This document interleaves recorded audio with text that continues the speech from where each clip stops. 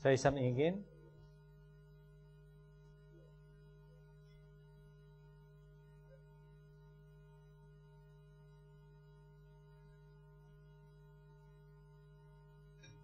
Alright, we're gearing there, people. Sorry about this. We had a very last minute issue with data projectors and things, and now we've got computer issues.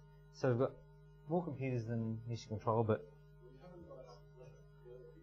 we need the machine that goes bing, I think.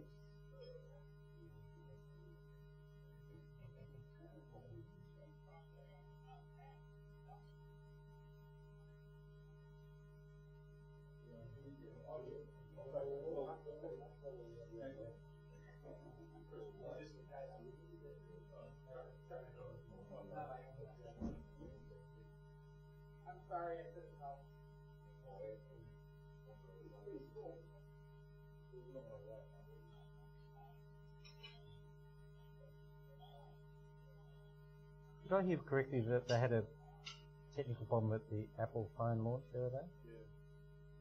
There you go. Going to the best of us.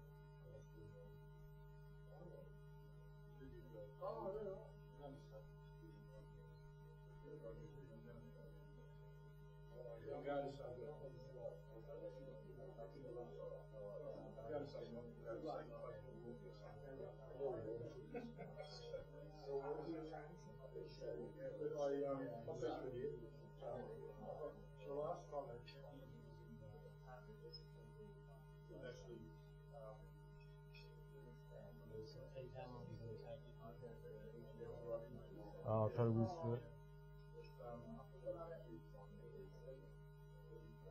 This is just test the audio. Just run the audio now, Ash.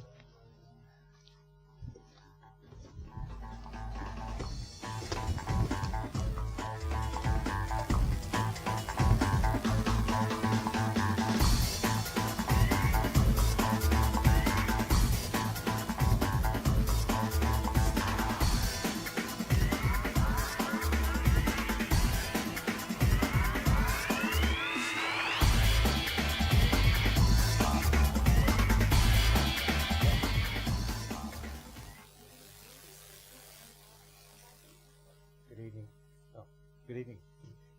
Am I on? Welcome to the belated start of our meeting. You won't want to know about all the technical things we've been going through tonight. But anyway, we're here. It's September, and it's a week earlier than we normally are. I'm Peter Aylward, the President of the Space Association. Michael Abdullah here is the meeting coordinator, so blame him for all the things that went wrong.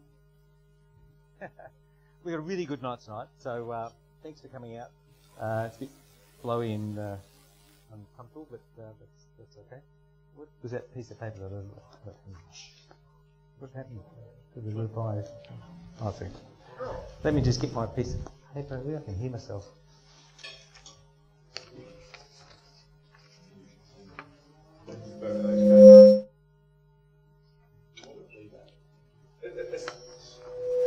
What happened to the sheet of paper that you wrote your names on? Did anyone see it? Oh, here it is. It's up here. Okay. Sorry. All right. So listen, I'm going to whiz through this pretty quickly because we've got a big night ahead. That's not working, so we'll do this. So tonight we have a slightly different arrangement here, but essentially we've got this layout. We're going to do a quick association news as we do every month. We're at the UN Youth Space Summit on Thursday, on Sunday, which is pretty exciting. We've got our feature speaker, Tim Parsons, here, and we'll introduce him very shortly. We've also got some extra special guests here from Project X. So there'll be a lie detector and security at the door as you leave tonight. in case you try to souvenir anything. We're going to take a quick break in the middle, and then we're going to come back with New Space News with Angelo and Michael, and then a planetary and science update with Andrew, who's still grieving for Cassini, so be nice to Andrew because he's invested a lot of emotion in that. Very quickly, I was, myself and a couple of other people were at this, we've talked about the review of the space activities in Australia, the government's run. They launched it in July, and it's going to be reported back to government in March of 2018. A bunch of written submissions provided, including from myself on behalf of the association. They then followed up with these roundtable discussions, which I was at on Monday in Melbourne, I should say, on the 7th. The idea of this is to work out what the hell we're going to do and what we're going to do it, another study. This was the kind of event. These are some of the people that were there. Oh, actually, Andrew, you're there, weren't you? Are you there too? Of course. There I am, on the far right. There you go. So I'm not going to go through any detail on this, give you a bit of a sense of what it was. It did feel a lot like an episode of Utopia at some stages, but anyway. What they did is they got a bit of input from all the people in the audience, talked about different issues and different subjects that were dear to everyone's heart. That was the one I worked on, actually, the one you photographed there. There you go. I photographed them all. So this was, they had this, imagine, different parts of the room had this butcher paper, and everyone got to write down on a post-it note and stick it up there what was important to them. They then distilled it down to 3 key items. So I'm not going to go through all the detail of these. Maybe we'll make these available at another stage. I just don't have time tonight. Talk about partnerships and funding, infrastructure, research, industry and university and educational interface and that sort of thing. What key issues were of interest? I didn't turn on that slide. So yeah, so these are quite good little points here. Once again, I don't know what the process of taking all this stuff from our meeting and all the other ones that went on around Australia, taking it back and then having it form part of the report or the review. I don't know. You know, at least we got to vent our spleen a little bit, and it was actually a very positive and constructive discussion. Got some very good contacts, so we might have some good speakers coming up as well. There's a lot of talk about an Australian Space Agency being a single point of contact and coordination of all the activities that happen around the country, and obviously speaking with a voice for Australia internationally. So that was well understood, I think, by the presenters there. So topics about coordination, regulation, capability and development, etc. Is there any reason these couldn't go on Facebook for people to have a good look at? No, that's a good idea. I'll put it on the SAA Facebook. Good thinking. I thought we'd spend a bit more time tonight on it, but with the delay in getting started, I've sort of accelerated this. This was quite interesting. We've got contact details. We had Brett Carter from the Space Weather Research, Peter Aylward, I don't know who's local, Jonathan Lim. So you might see some interesting names there. People I haven't met, some people I had met, so it was quite good. Anyway, once again, I apologise for the brevity of that. One thing on that, Peter. Yeah. After the event, I did an interview with the chairwoman of the review. Oh, yes. And I'm hoping to have that on the radio program, not this week, but next week. Oh, brilliant. Okay, that's great. Along with a few other things related to the inquiry. Fantastic. So did you put my name up as the Australian Administrator for the Space Agency? That was my whole reason for going. Anyway, I've got a suit I can wear. So on Sunday, well, prior to this, we got invited, the association got invited to present to the Australian UN Youth Space Summit, which I'd never heard of before. But anyway, it's this non-profit group, they chapters all around Australia. There's this UN Youth, the idea of it is to motivate and encourage youth to get involved in politics and things like this. And what they've done, what they did, they decided to have a space summit on Sunday. So they extended the invitation to us. So I went along and did a quick overview of what we do as a group and kind of an uplifting sort of positive look at space activities in Australia, around the world, the technologies, new space, traditional governments, etc., etc. And also got a message created and sent over from Andrea Boyd. I don't know whether people know Andrew. I'm trying to coordinate my hands here. We've got a picture of you too. Maybe just. So she was kind enough to.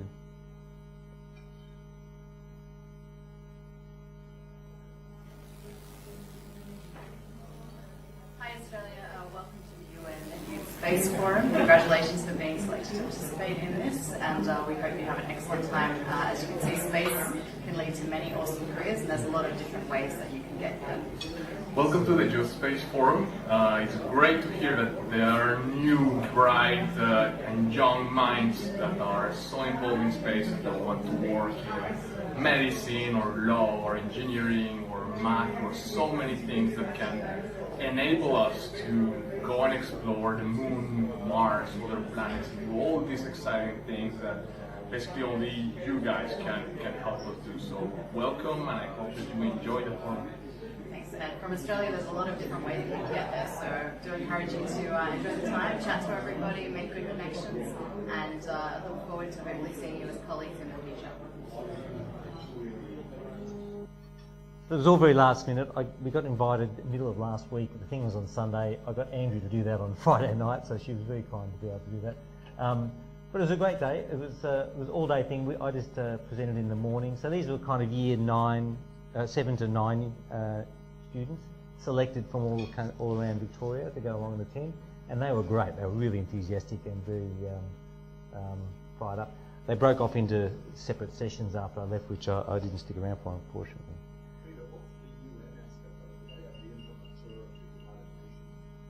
Apparently so, yes. Yeah. It's a sort of a... No. No, my daughter was actually invited to a UN youth program recently up in Melbourne where she got to express her 8 to 9-year-old views about what political things need to be happening. We received other people that have done the same to be reported at the UN in New York City. And then back here, our representative will be meeting with the Prime Minister and reporting back to them. Now, that's not specific to space. The person who does our repping to the UN youth group is great. Oh, fantastic. So it was all organised by university sort of student-age people. So it was a really, as I say, I'd never heard it before, but I did a little bit of checking into it. It seemed to be legit. There was no money being exchanged or anything like that. So, okay, so moving forward, I don't know what time we're at. As I mentioned last month, there's been an updated version of this Australian Space Book released, and it talks about the history of Australia in space, etc. Kerry Doherty is the author of that, and we'll actually have Kerry next month at our meeting in October.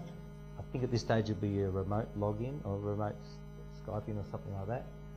It'll be along with Richard Tonkin, who's got some war stories about his time involved in the Australian Space Inn as well. So it should be a really fun meeting next month. Is that what it says?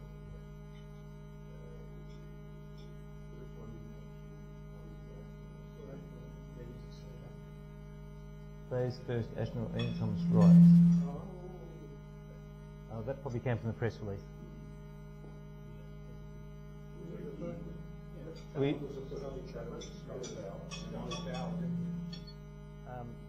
Over in South Australia, the State Library of South Australia are running this Outback Outer Space, as I mentioned last month. That's on at the State Library there. It's obviously in the lead up to the International Astronautical Congress as well. So if you're over there, or if you know somebody over there, get them along and have a look at it. It looks really good. Sydney Space Festival is ongoing. I don't know whether you got any involvement in that, Tim. He probably runs it. So they've got quite a lot of stuff happening up there. So if anyone's in Sydney or knows anyone that's up there that could be interested, get along. International Astronautical Congress. Anyone here going? Tim? Angus? Oh, you are? Fantastic. You're going? One day. Fantastic. Great. Oh, brilliant. Good. No one from this side of the room? No? I can't get through myself. So it should be quite good. Hopefully we'll maybe have some interesting announcements, and we'll hopefully get some reports at the October meeting from people that might have been there. Come on, I've got to think big. The announcement is we're going to have a non-binding plebiscite on the space agency. So this is coming up next weekend here in Melbourne. I think I gave you details last month, so we won't spend too much more time on that. We're getting toward the end of the year, goodness me. So next meeting will be 23rd of October, 17th November. No date change for December. It won't be the 4th Monday of the month. It'll be the 18th of December, which will be the 3rd. And then it looks, at this stage, will be on the 22nd of January in 2018. Goodness me, we're talking about 2018 already. Once again, memberships, you shall join, you shall renew. A teaser. Does anyone know what this is? I think it's Aerospace 3D engine. Okay, so we're going to find a lot more about that after our break later tonight. We have a couple of people in the room that are very responsible for that. So with that, sorry for the late start, etc. With that, I'm going to now introduce Tim Parsons as our feature speaker of the evening. And I'll just give you a bit of a... So Tim Parsons is a co-founder at XLab, head of strategic partnerships at Fleet, studio Tech Evangelist at iflix, and co-founder and CEO of Delta V Space Hub, Australia's first space startup accelerator. Tim has a PhD in Aerospace Engineering from Imperial College London and over 25 years experience driving cutting-edge digital innovation for Fortune 500 companies such as Audi, Amex, Apple Computer, Honda, Kodak, McDonalds, Sony, Toyota, Woolworths, and over 100 other Australian, regional and global clients. So, with that, I'm going to hand over to Tim. And now, do you need to plug your Mac in? No problem at all. Thank you very much, Peter. Peter, It's been such a great I'll just plug you in audio wise. organiser. Air traffic controlling me down, so Are you recording yourself, are you? I'm recording myself. It's For an legal experiment. purposes? It's, Okay. it's an experiment I'm running. Right, let me actually. just plug you in 2 seconds. It's an experiment I'm running, so I don't know how it's going to go, but all right. Can that go in a profit? Yeah. Pop it inside here. All right.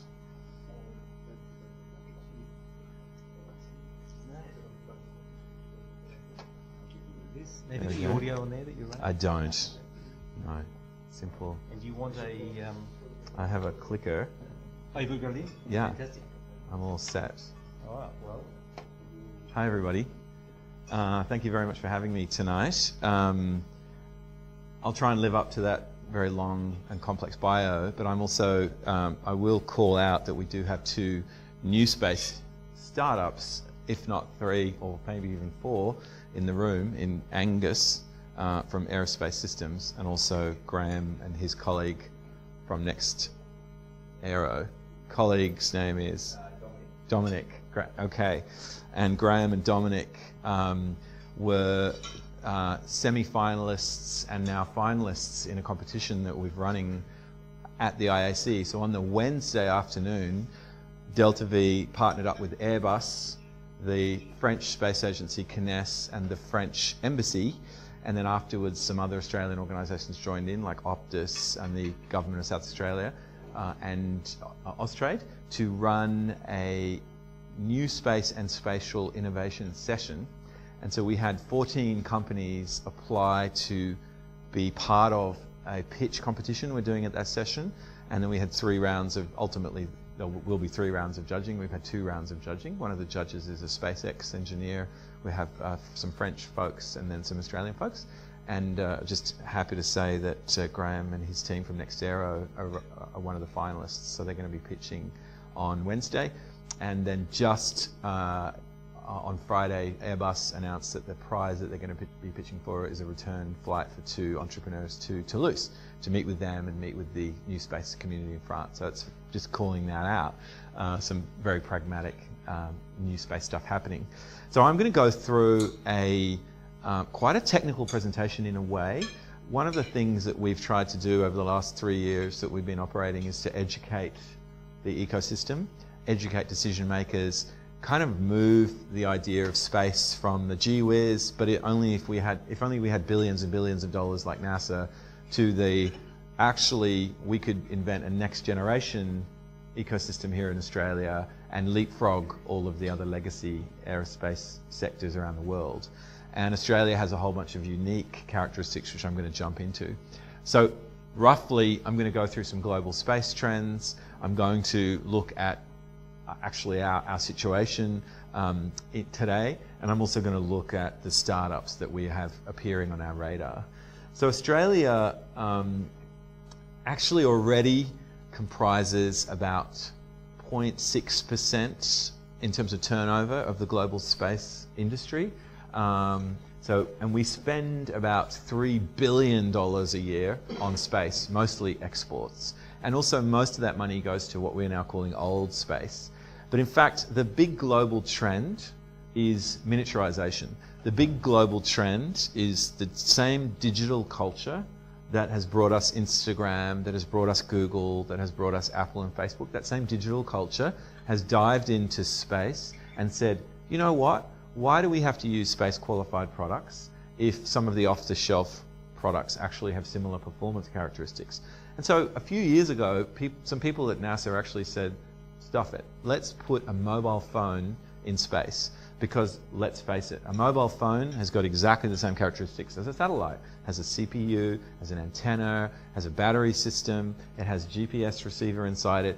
It has a couple other extra things actually. It has a touchscreen, nice stereo speakers, right? But it does have all the things that a satellite would need. So they flew an early Android model into space, and it lasted 18 months in a low Earth orbit environment, reasonably tough radiation environment, and it lasted 18 months. And so they started to say, maybe some of the requirements we have for space missions have been overplayed.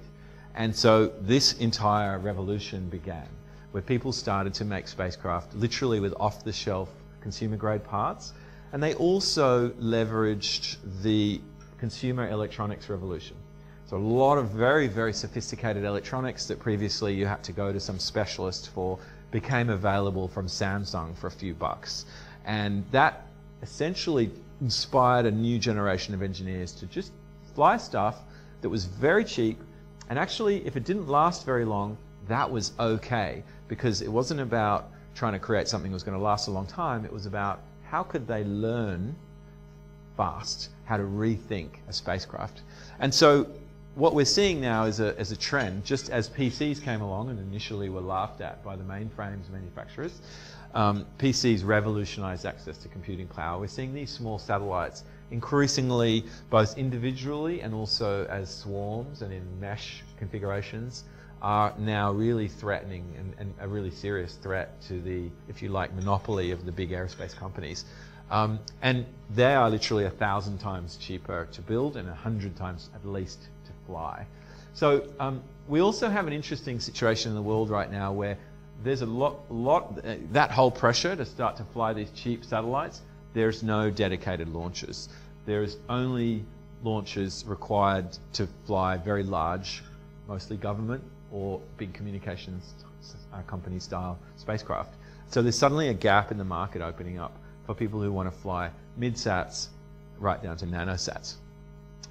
There's also a demand in the world for more ground station capability, more things that are more tuned to smaller satellite missions, to more frequencies, to a proliferation of mission types. And so that's also starting to increase.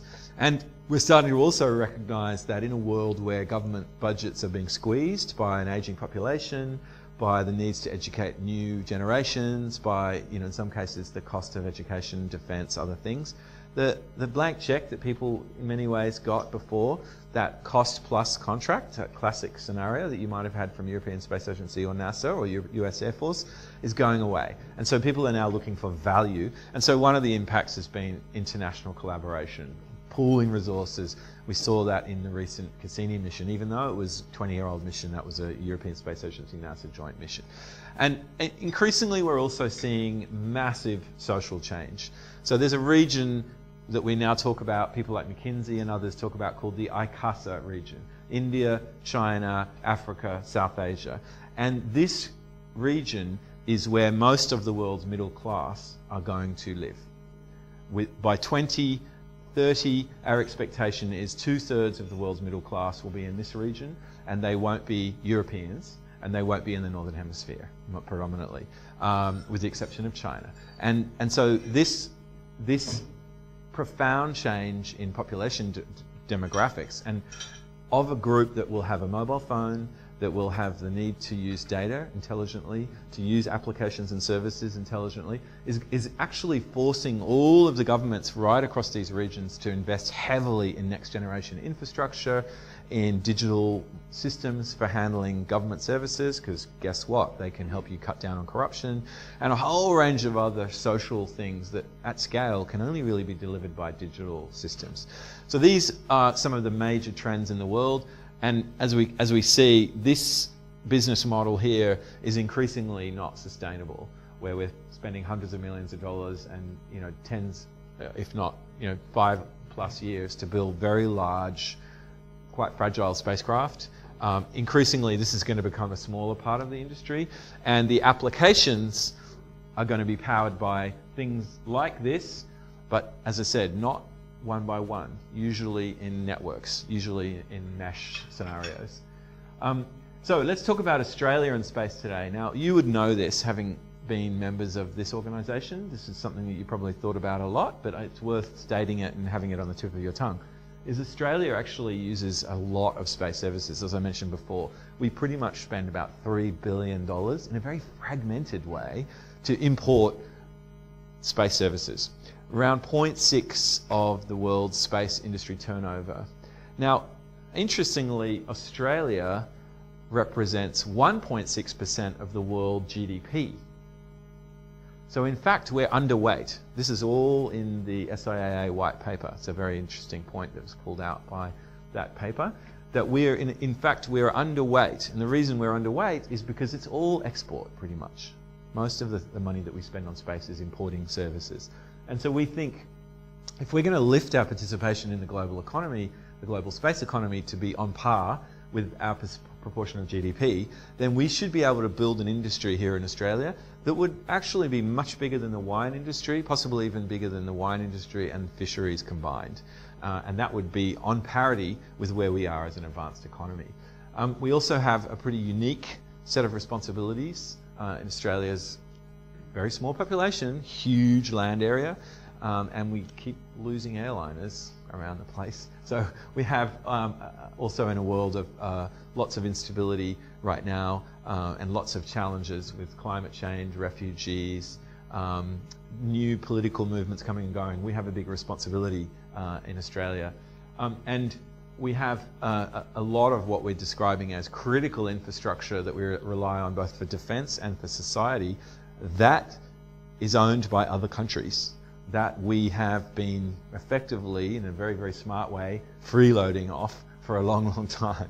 And one of the ways, for example, we freeload is that we are able to calibrate data in our southern hemisphere location for a lot of northern hemisphere companies. So they give us a discount rate. And that's worked pretty well, and we've been pretty smart about that. But our view now is that actually space is becoming so critical that we can't afford to just phone it in. We need to have our own, and we need to be operating our own, and we need to be exporting as well as importing. Industries are all moving towards data-driven, flowing data models. The first industry that did this is actually the finance industry. And when algorithmic trading came along, the entire industry reorientated itself around flowing data. And we're seeing this now happening in agriculture. The agricultural industry is now getting its head around how it's going to look in a world of flowing data. The models that NAB, for example, uses to lend money are increasingly going to be based on proof that a farm is sustainable because they want to ensure that that asset has value in the future. And ideas like natural capital are reasons why KPMG is driving aggressively into IoT, because they don't want to be sued in 5 years' time by a buyer of a farm where a farmer has been overusing pesticides or overusing nitrate fertilizers or not drought-proofing their property, right? So it's not about being a tree hugger. A lot of this environmental stuff, it's actually increasingly catching the attention of the financial industry, the insurance industry, and they want to know that there's future value to be had. And in precision agriculture in particular, Australia is not a large producer of primary products when it compares itself to, say, Canada or the US. We're a deli. We produce a high quality green and clean product, and increasingly we're going to need to be able to prove that using data, using technologies like blockchain, like smart contracts, to prove that this was made in Australia in a sustainable way. And space will be a big part in providing that proof, and a whole lot of other industries. The proof of this is that there's a CRC that I'm also involved in that just successfully raised $250 million, doubling down on this premise of agriculture and food moving to a digital foundation. And we're seeing the same thing in the energy industry, we're seeing the same thing in the transport sector, we're seeing the same thing in the medical sector, albeit slower. So what we also have in Australia is huge markets, as I mentioned before, the ICASA countries. Let's just take a quick snapshot of one of those regions, ASEAN. So one of the interesting things about ASEAN, 1/3 of the population is less than 20 years old, and they have a quad-core Snapchat-driven Android phone that they got for about 25 bucks. And they actually have pretty good 4G, and they have excellent Wi-Fi in these countries. And if you just take Indonesia, just here, that is a country that is about 20% bigger than the US in population. So these are markets where also Australia and Australian people are pretty welcomed. And a lot of the top people in the companies in these countries, as I've come to learn from doing business up in ASEAN over the last 3 years, were educated here. I met somebody in the Malaysian government who was a Collingwood supporter, right? And he'd studied at the University of Melbourne. So, and I've certainly met people in governments around the region and other organisations, big companies, who are like, you know, we meet Germans, we meet Americans, we meet Brits, we don't meet enough Australians, and quite frankly, we'd rather hang out with you guys because you're cooler. I've literally had someone say to me that and then say, no, I'm serious. I'm not just being nice. So we have this huge opportunity, and for future generations, we really need to engage. And guess what? They need space services.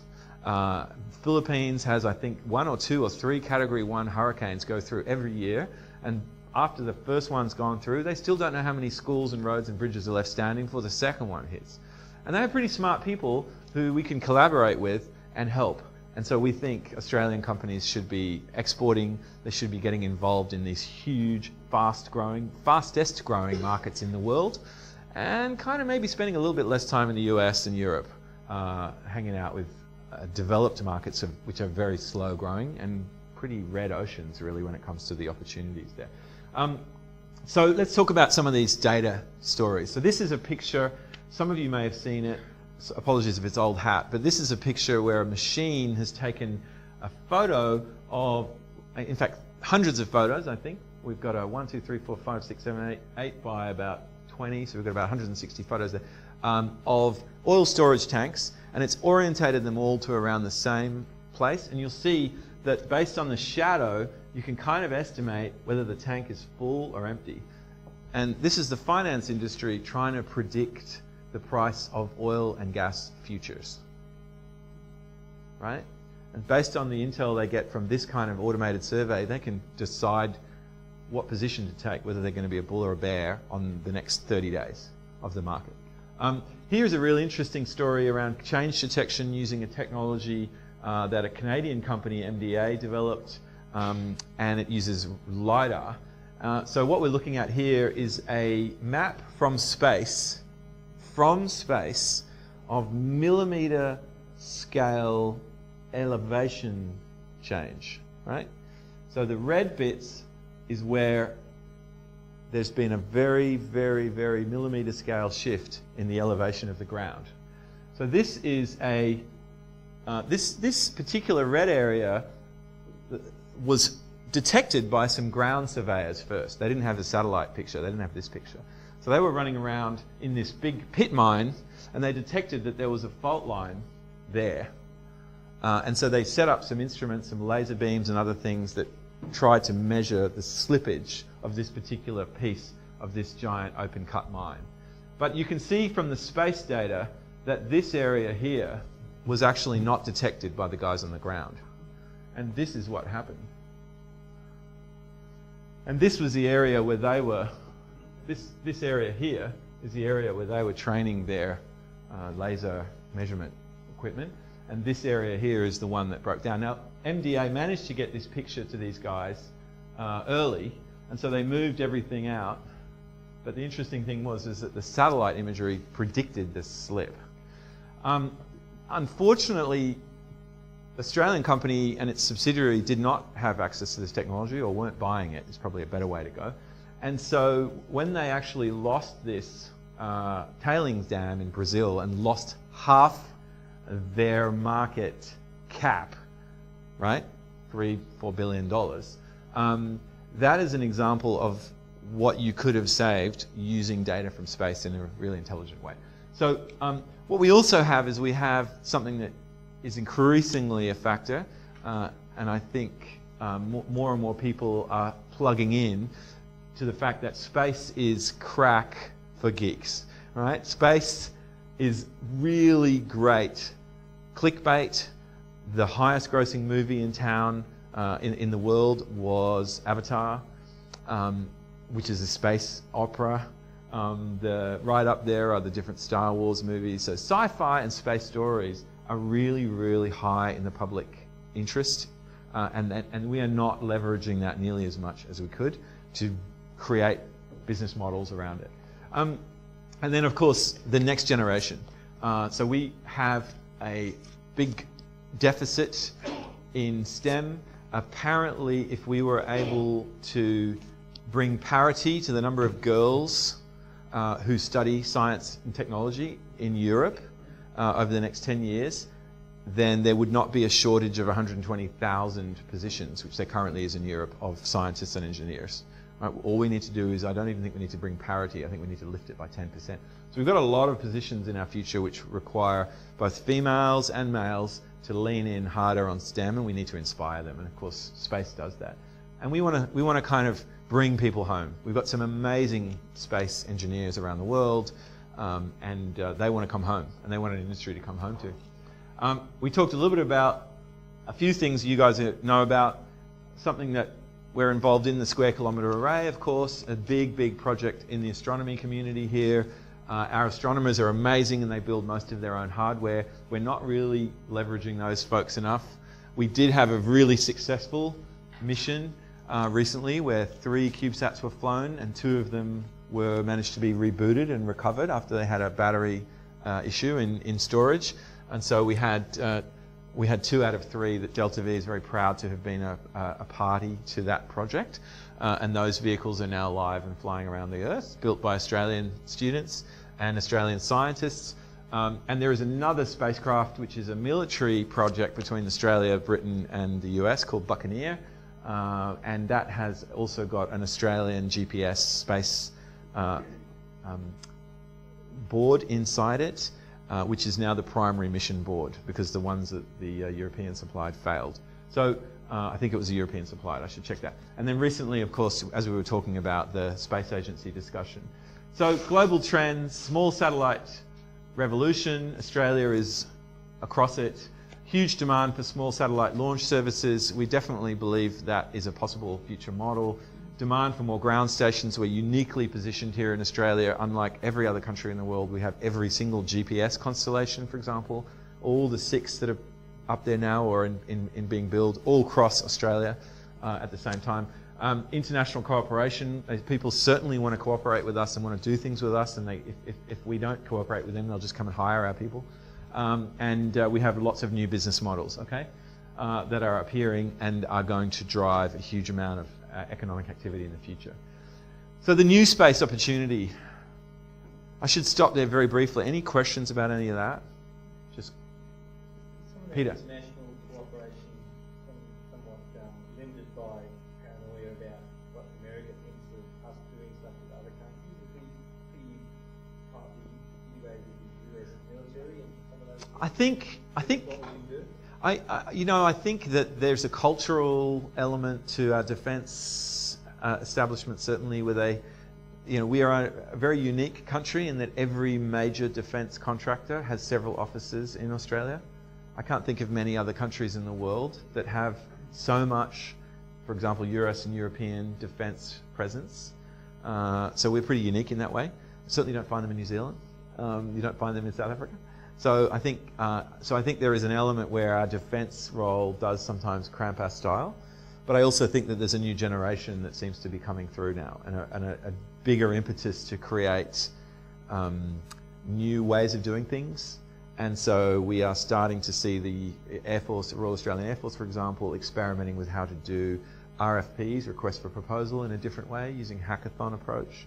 And we're starting to see people talk a lot more about space as critical to Australia's defence. The latest defence white paper had about 25 times more mention of space than all the previous ones combined. I think it was 78 mentions of space in the current space white paper, and all the previous ones combined, there were about 3. We counted. We did it. We went and did a count. So I think there's an element where we have had a nervousness, and at the same time we're sort of having a new generation of American and European people coming over here and saying, actually, we want to help local companies. Hence Airbus supporting us in building local companies. And they're being smart in doing that, because they realise if they help build a local industry, then there's a larger value chain to get engaged with. And so they're being a bit more forward thinking in that way. So certainly I think it's become a lot more democratic.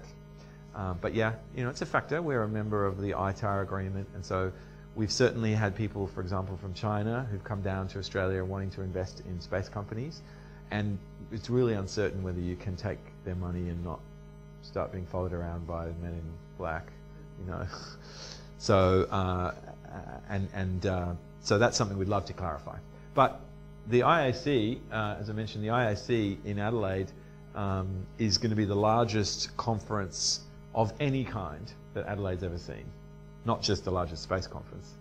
So that's pretty impressive, that there's this huge group of people that are coming down to Australia and discovering this place and hopefully falling in love with it while they're here. So, and we've all got a role to do in that investment. So, but talking about international cooperation, here are all the countries that have got civilian space programs. And I kind of put this up, and then I sort of say, in Australia, we're the last GDP, the last top economy to not have a space agency. But the last search engine was Google, and they have last mover advantage, and they're the biggest. So I think we have the opportunity to create a new type of space agency, a next generation space agency. Space Agency 2.0 is what I've been calling it, and I did call it that in the roundtable. And that is one which engages, yes, in some amazing science missions, and also has an avowed directive to build a domestic industry and to build a capability that's very cross-disciplinary. Certainly the private sector investment that's coming into space now, and that includes in Australia people like Blackbird, people like Grok Ventures, people like Green Collar, people like the CEO of Woolworths. That investment that's coming into new space right now is following that trend in the US. And we're also seeing this interesting thing where you invest in a little space company and then they fly into space, and the moment that they get TRL 9, Tech Readiness Level 9, they'll get a big spike in their valuation. So there's also an investment thesis here, right, which makes sense to business people and passionate technologists, some of whom have lots of money, and we do have a few of those in Australia. In Australia, we actually index pretty well. So we've got about 30 startups, not including the 2 guys in this room, because we did this count a few months ago. We've raised about $15 million, because since we did this slide, Gilmore's announced their close, and also another company called, I think it's Earth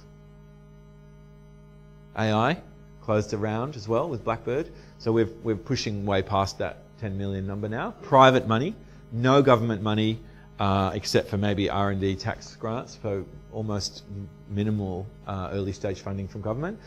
We also had the first ISS payload from Australia, which was done by one of our startups, and we've launched 3 CubeSats, and there was a 4th, as I said, which was a military project that we were part of. Example companies, we've got 2 companies that are building constellations for IoT. They have different philosophies of how they're going about it, and I think both of them they have unique advantages. Mariota, leveraging incredible depths of antenna know-how in the Australian and South Australian scene in particular, developed and spun out to some extent by that military requirement. And Fleet, just a really strong moxie really identifying the problem with remote connectivity. We also have a credible launch company now in Australia.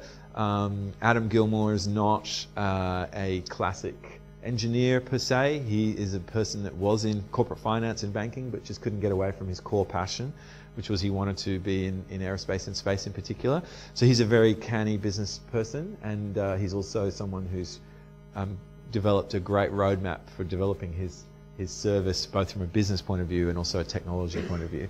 3D printing, hybrid rocket, and lots of other technologies. And maybe there's a collaboration there. When you meet him, you can talk about that. We've also got people like Sabre Astronautics who've mashed up 3D game engines with machine learning to create systems to allow you to have one person managing fleets of spacecraft rather than massive teams of people required for one spacecraft. This company in particular has been a foundation company for so many others. These guys did a lot of the analysis that ended up getting fleets frequencies, and they managed to do that in record time because they used a sort of next-gen approach. And again, we've got other companies that are doing stuff in STEM. This one was the first one. They started in South Australia, the other two in New South Wales. Hopefully there'll be some others. And we have, again, a whole lot of other companies that are active, not including the ones in the room, and not including another about 10 that we've discovered in the last 3 months. So, question, could we grow a massive domestic industry capability here in Australia? And if we looked at the trajectory that the US has been on, the answer mathematically seems to be yes. So we're going to study that a little bit. There's certainly a massive trend, as we talked about a little bit, about digital. Here's a really great, I don't know how many of you have seen these slides before, but here's a great picture. This is the convocation of Pope Benedict the 16th in 2005. And here's the same event in 2013. That is what happened to society in that time. And that's 4 years ago, right? And this is not just about Italians. And so this middle class change that I talked about before, current middle class, look at the numbers in the Northern Hemisphere in particular. Those don't change very much. But if you look at the numbers in the Southern Hemisphere and MENA and ASEAN, they change a lot. And these are our people. These are people who are using services and in fact need to want a lifestyle that's like ours, but we need that lifestyle to be more efficient, more sustainable. It can't be as wasteful as ours is right now. They need to use less plastics, they need to use less of an impact on the environment, etc., etc., etc. The only way we think we're going to pull that off is with data. We've also got a pretty good compound interest growth rate for the Space Agency. It's pretty good, 15%. We went and dug into the numbers and found that it's better than real estate. And so that we're on track to hit roughly $1 trillion industry. There's some debate whether it's 750 or $1 trillion. They're big, thumping numbers. And we also believe that the mix is going to change quite dramatically, and that a large fraction of it's going to be new commercial activity. The UK industry set themselves a target. They said, well, UK is 10% of the global GDP right now. I think they've fallen a bit, but back then when they set the target, they had a big GDP proportion. So they set themselves a goal to have a 10% share of that industry, and that worked out to about something like £70 billion, I think, when you rounded it out from US dollars to pounds. So again, the other thing that also is happening is that a value chain is shaking out. So previously the value chain was sell this to NASA or sell it to a scientist. And the value chain increasingly is starting to look like this, where you have infrastructure in orbit delivering value to application providers who are solving problems, and those problems are massive scale on the Earth.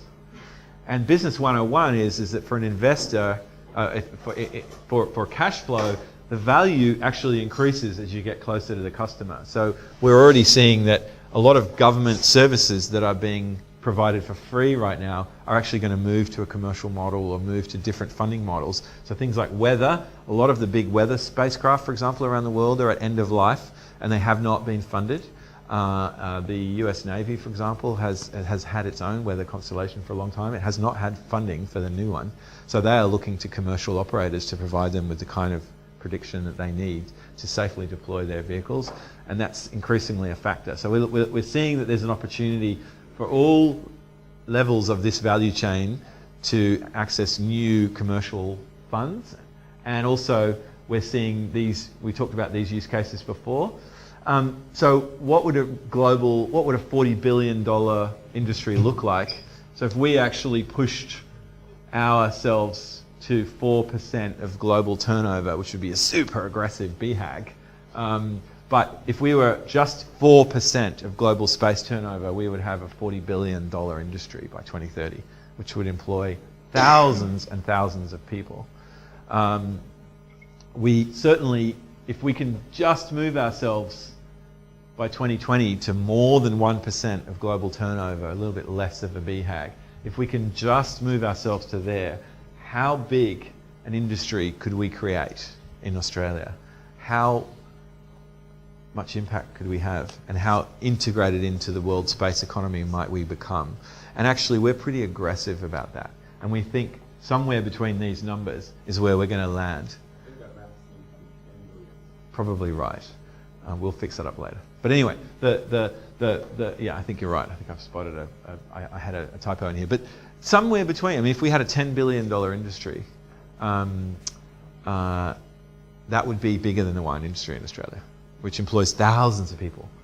And all of you guys would have a job in the space industry because we would need your knowledge, we would need your leadership, we would need your help to also communicate those industries, right? Because you look at the wine industry, there's thousands of people who are not actually on the vineyard. They're just there marketing, collaborating, making labels, making wine, handling the transport, doing all those other elements. If business models stay the same, so why existing companies should support this? So if business models stay the same, there's no loss. So they can bet on business models staying the same. Good luck with that. If value chains are going to be massively disrupted, then the cost is going to be huge. Huge for them.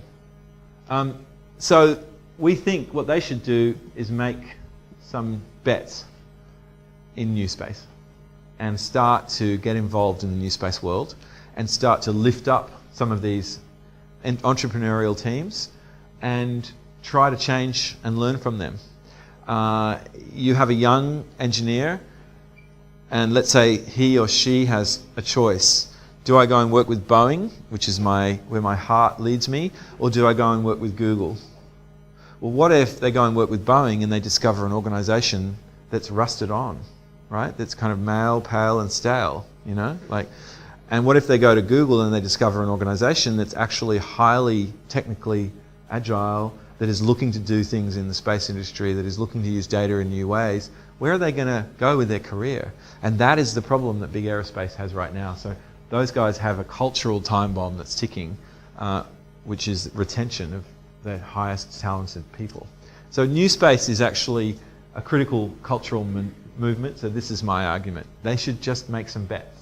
And happily, I think, since we did this slide, a lot of the big companies have actually contacted myself and my co-author of this and said, we believe you and we're going to use this slide to help create change in our own organizations. This is the session that's on Wednesday. These are the sponsors that we managed to get together. I will call out that the French believed in us early on, and Airbus, CNES and the French embassy leaned in hard when we started talking about doing something with new space in the IAC, and they managed to use their elbows to create a space for us at the IAC. So, and then some other companies also, and the South Australian government and Optus and Austrade followed their lead. And so we're hoping that we can create a bit of a discussion and in showcasing teams like yours, Graham, and also having you along, Angus, and making sure that you're there, that we can start that conversation about the amazing talent we have in this country. Where should we be placing our bets? Okay, let's you've all been through that roundtable, or many of you have been through the roundtable. We think that we have incredible competitive advantages in these areas. This is probably the last couple of slides if you're about to drop off, because I'm boring you, I'm sure. But we have incredible competitive advantages in spatial data and decision services, and in particular in Melbourne we have an amazing talent base here. We also have incredible ground and space operations. We are part of the Deep Space Network. We have loads of engineers who are involved with Square Kilometre Array and other projects. We do have a number of our universities and research organisations in these other areas are just world class, despite very low funding for some of them. And I haven't mentioned things that are starting to get on our radar, like quantum computing, which appears to be increasingly seen as a new form of communication. The entanglement of two particles, allowing us to do extremely high bandwidths, ignore the barrier of speed of light, don't even need line of sight. That's all coming, right? That stuff's all coming, it seems, and that we're starting to have a few people ask questions about non-line of sight comms, just using quantum entanglements and qubits for cracking encryption. Higher risk things, orbital launch facility, manned space, hypersonics, large satellites, a traditional space program. But you know, there are ways to break these down into more minimum viable products, or certainly proof of concepts. And so, for example, Gilmore, Adam Gilmore and his team, they have built an incremental roadmap that they're going to start with suborbital, and then they're going to successively grow their vehicle size and learn as they go. And so they created a good test and learn roadmap for themselves to take on orbital launch. And then we have a couple of companies that are trying to set up facilities here because they think Australia is actually a damn good place to launch spacecraft from. It might interest you to know we did a little study and we discovered that Woomera is right smack in the middle of the range of latitudes of all the big space launch facilities. There's a bit of a furphy that's been going around for 20 years. Oh, Woomera, it's not on the equator, so it doesn't compete.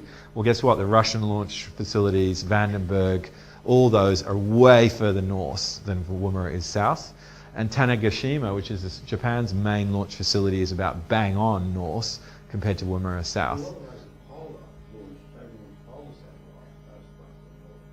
Yeah, they do manned space as well to the ISS. So in fact, the vehicle performance now is so high that the delta V difference is not as big as it used to be. Proton rocket, exactly. It launches from like 80 degrees. It's incredible, right? And it's doing an ISS orbit match. So it's a bit of a so actually we've also got people looking at facilities in the Northern Territory. There's a lot of oil and gas infrastructure up there. So people are thinking about launching to the east of Darwin. Equatorial Launch Services is the company looking at that, and there's another business, Australian Launch Services, that is looking at the Queensland coast again and seeing that there are certain areas where the air traffic is pretty low. So we'll know. Who knows, right? Anyway, we think that there's an opportunity that the government doesn't have to spend billions of dollars, actually. The government can be a seed investor here, and the government can use the federal government and the state governments, but in particular the federal government, because of its sovereign powers, can sign international agreements, can join international missions, and by doing so give Australian businesses and teams the chance to pitch for components of those missions. And that is exactly the business case that the Brits adopted when they were considering whether they were going to spend money on the European Space Mars mission or the European Space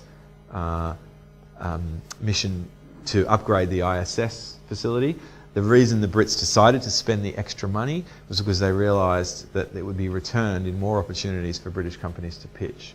And lo and behold, who is building the Mars descent stage for the European Mars mission but a British company? They won the pitch. So it worked. So we're sort of seeing that idea is core. Let's leverage our $3 billion spend that we're currently exporting. Let's defragment our industry and our institutions, and let's have an explicit, deliberate program to build a domestic space economy and anchor it in new space, the next generation, and leverage your wisdom and your connections. That's my presentation tonight. I hope it was okay.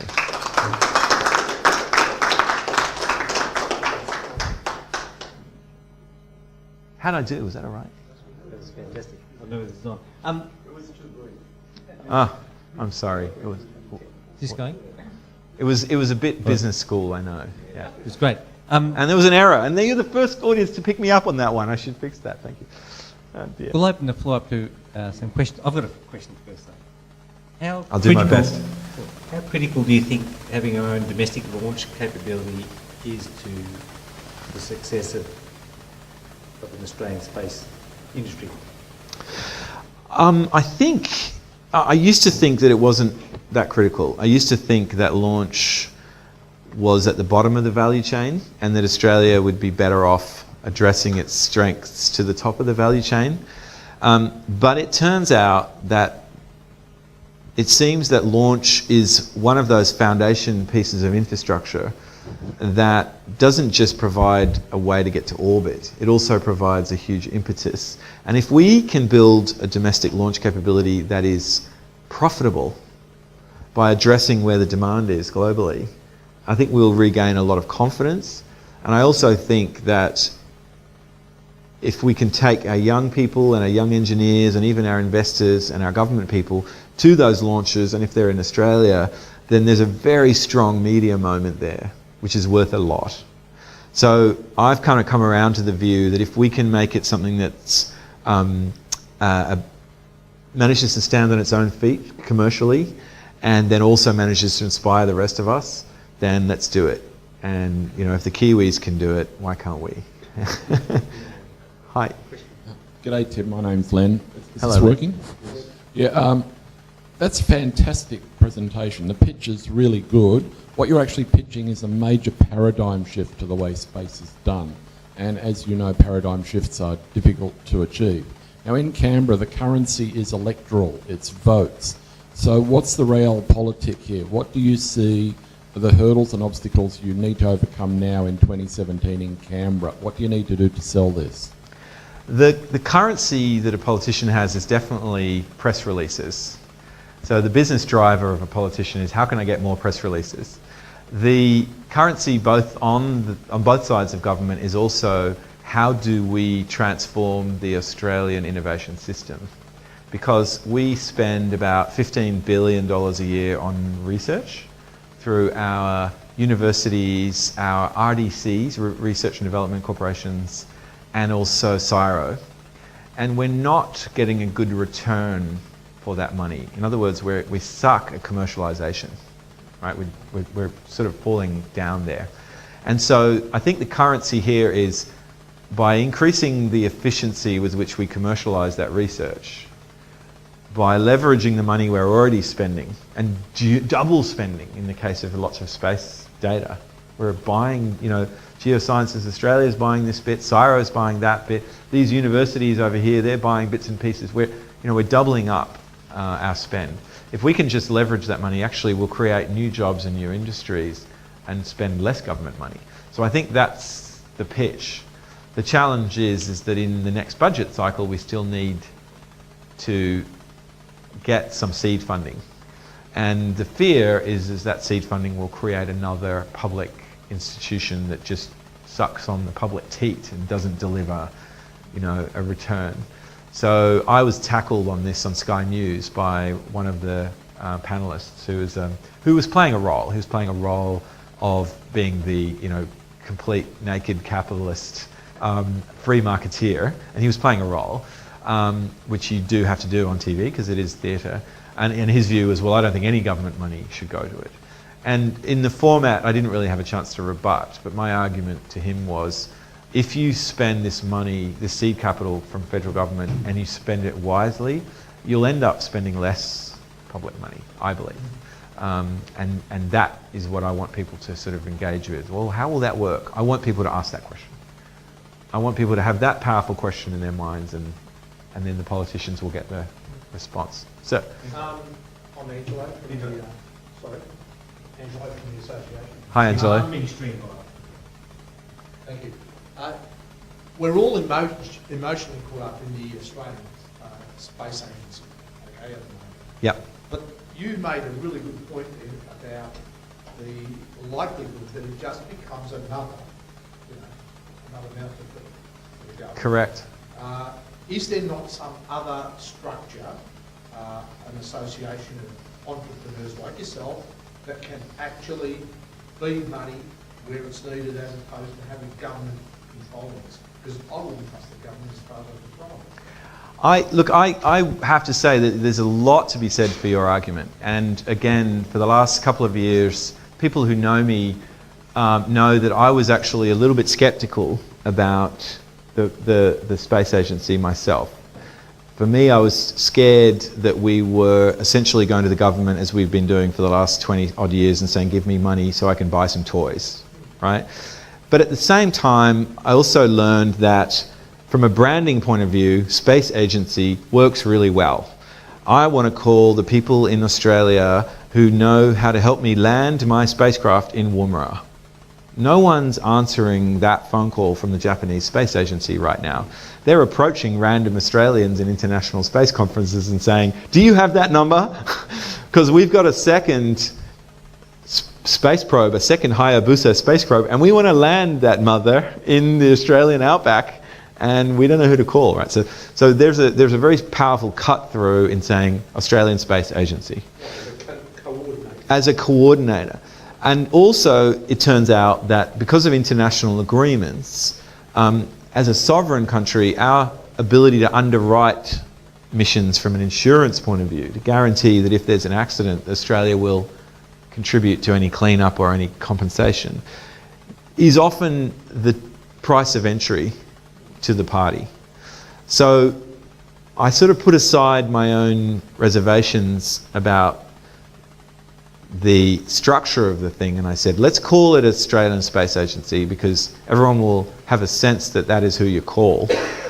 But then let me try and advocate for Space Agency 2.0. And then I realized, and I met quite a few people who work in places like NASA and places like European Space Agency, those organizations are trying to reinvent themselves to become more entrepreneurial. They're reaching out to the new space community. They're asking for co-funding opportunities. They're trying to rethink how their models are operating because they know they're in a dwindling fiscal situation as far as the public purse, right?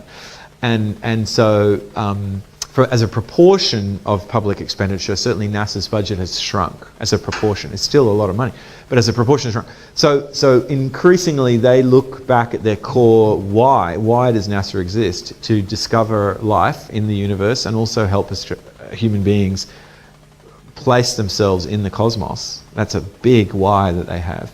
Do they need to spend hundreds of billions of dollars to do that? Maybe they don't. Maybe they just need to coordinate. Maybe they just need to co-fund. Maybe they just need to collaborate better. And so I'm arguing that in Australia, why don't we just jump to that model right off the bat? We use Canberra, we use the States, and we actually be a little bit less competitive, another C word, and work out how to collaborate better, how to have a less fragmented ecosystem. And then folks like Graham here or like Angus, suddenly they can unlock all of the expensive infrastructure that you guys have paid for, right? We have incredible infrastructure in the Defence Department. We have incredible infrastructure in CSIRO, in our universities, and the utilisation rate's probably less than 1%. Probably way less than 1%. Why does somebody like Graham have to go through huge hurdles to get access to that? Right? And when you look at it that way, you suddenly go, wow, what's all this red tape we're putting in front of the next generation? Australian entrepreneurs who are going to create something amazing, and yet we're tying them up and we're treating them as if they're cowboys, and we're saying no, it's only if you turn up with a big international space logo or a military, US Air Force that we'll pay attention to you. That's kind of the received experience of a lot of entrepreneurs. So does that help answer your question? Sorry, long answer. But the team working on the paper at the Melbourne thing talked about democratization of space, and it is on the radar. It's on the radar. It's on the radar, They're yeah. hearing it, but... There's another really powerful concept, sorry, real quick, which is called social license to operate. And space won't have that social license to operate unless we democratize all the stories that we're so passionate about and we love, right? And so I think that's gonna broaden the remit, not just engineers and tech, but also art, philosophy, What's it like to live on Mars? There's a moment that we're hoping happens in our lifetime when the Moon and Mars get their own IP address ranges. Right? That's going to happen. And companies like Fleet have put it out there that they're next, after they've cracked the Earth, they want to do the same thing on the Moon and on Mars. And that's a real business model. Sorry, your question was there. So Melbourne University is currently building a CubeSat. You're probably aware of it. They've got a budget of $200,000. It's going towards it. $70,000 is going towards the fabrication of the spacecraft, the launch cost, and all the engineering that goes behind that, the instrumentation, etc. $130,000 of the $200,000 is going in legal fees, of which half is going directly to the government. I believe it's the Australian Space Office for all the licensing, etc. So even though the satellite's going to be launched offshore, it has to be licensed out of Australia. But isn't this an example of the red tape, the problems where 2/3 of your budget are actually going in administrative and legal fees, and 1/3 of the budget's actually going to the science and the engineering behind it? So I would ask, have they been badly advised? Because the other companies and teams, university teams and private companies that have gotten an overseas launch certificate in Australia have gone for the ministerial waiver route. And in fact, universities have a particular ability to get the minister's attention and get that waiver. So certainly the Space Coordination Office, they don't have, their fees are not that significant. They're significant, but they're not that significant. And the maximum probable loss calculation is complex, but it's not ridiculously complex. So I would imagine that it would be worth their while checking in with the folks who have done this previously, like the Australian Centre for Space Engineering Research or ANU or University of South Australia, how they cut through and got that ministerial waiver, or even CubeWriter, who's done it now a couple of times. So, and I think the part of the space activities review process is to look at, well, what's a good regime, right, for Australia? The current regime that's still been in operation for the last 15 years was designed for big corporations who might be launching from Australia, and it didn't take into account the CubeSat revolution. I certainly believe that legal fees, as in lawyers charging them money, well, pick a lawyer who's going to pro bono that for you, and there are some around. You know, people like Freehills, for example, love this area, and they would not want to see a team like University of Melbourne spending all that money on legal fees. So definitely let's collaborate. And if you need email addresses or phone numbers of people to contact and how did you do it and how did you get around this, certainly there are people in Sydney, in Adelaide who've cracked it previously, and in Canberra. And so let's save that $130,000 and get them to spend it on something. I think it's already more spent. Oh well, get them a refund. Maybe they spend that money on advisors who advise them to pay them that money so they wouldn't have to pay legal fees. We're very good at that in Australia, aren't we? Yeah. Okay, well, thank you very much, Tim, for coming down. Tim came down from Sydney for this, and we really do appreciate you coming along tonight. Unfortunately, the attendees Self-funded. a little bit down on a normal monthly thing. I think it was a change of schedule, but we really appreciate it. It's going out live on the internet and be vidcast as well. Fantastic. And we've got a little traditional gift to you. This is a pin from the association. We give. Thank you very much. It's beautiful. And we really thank you once again for coming down. And Thank you. I'll wear it with pride. Thanks, Tim. Thank you very much, Peter. Thank you, everybody. So we're going to take a little break now, just about 10 or 15 minutes, and we'll get set up for our next, I think it's a barbecue, I'm not sure. Anyway, take a break, have a chat with someone you haven't met before, go and get a drink, do whatever, and we'll convene back here at 5 to 9. Right? And in between time, please pounce on Tim and ask any questions you might have. Thank you. Thank you very much. That's great, Tim.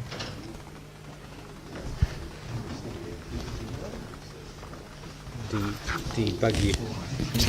Okay. Beautifully done. I didn't realise we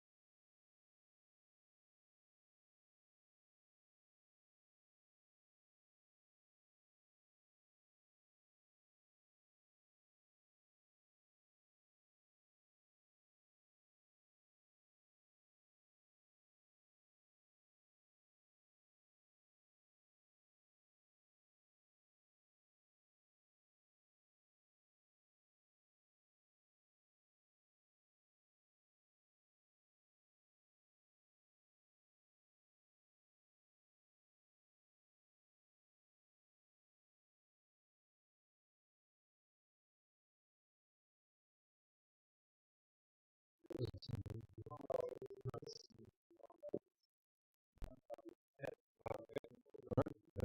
me check this. Okay, I'll show you that.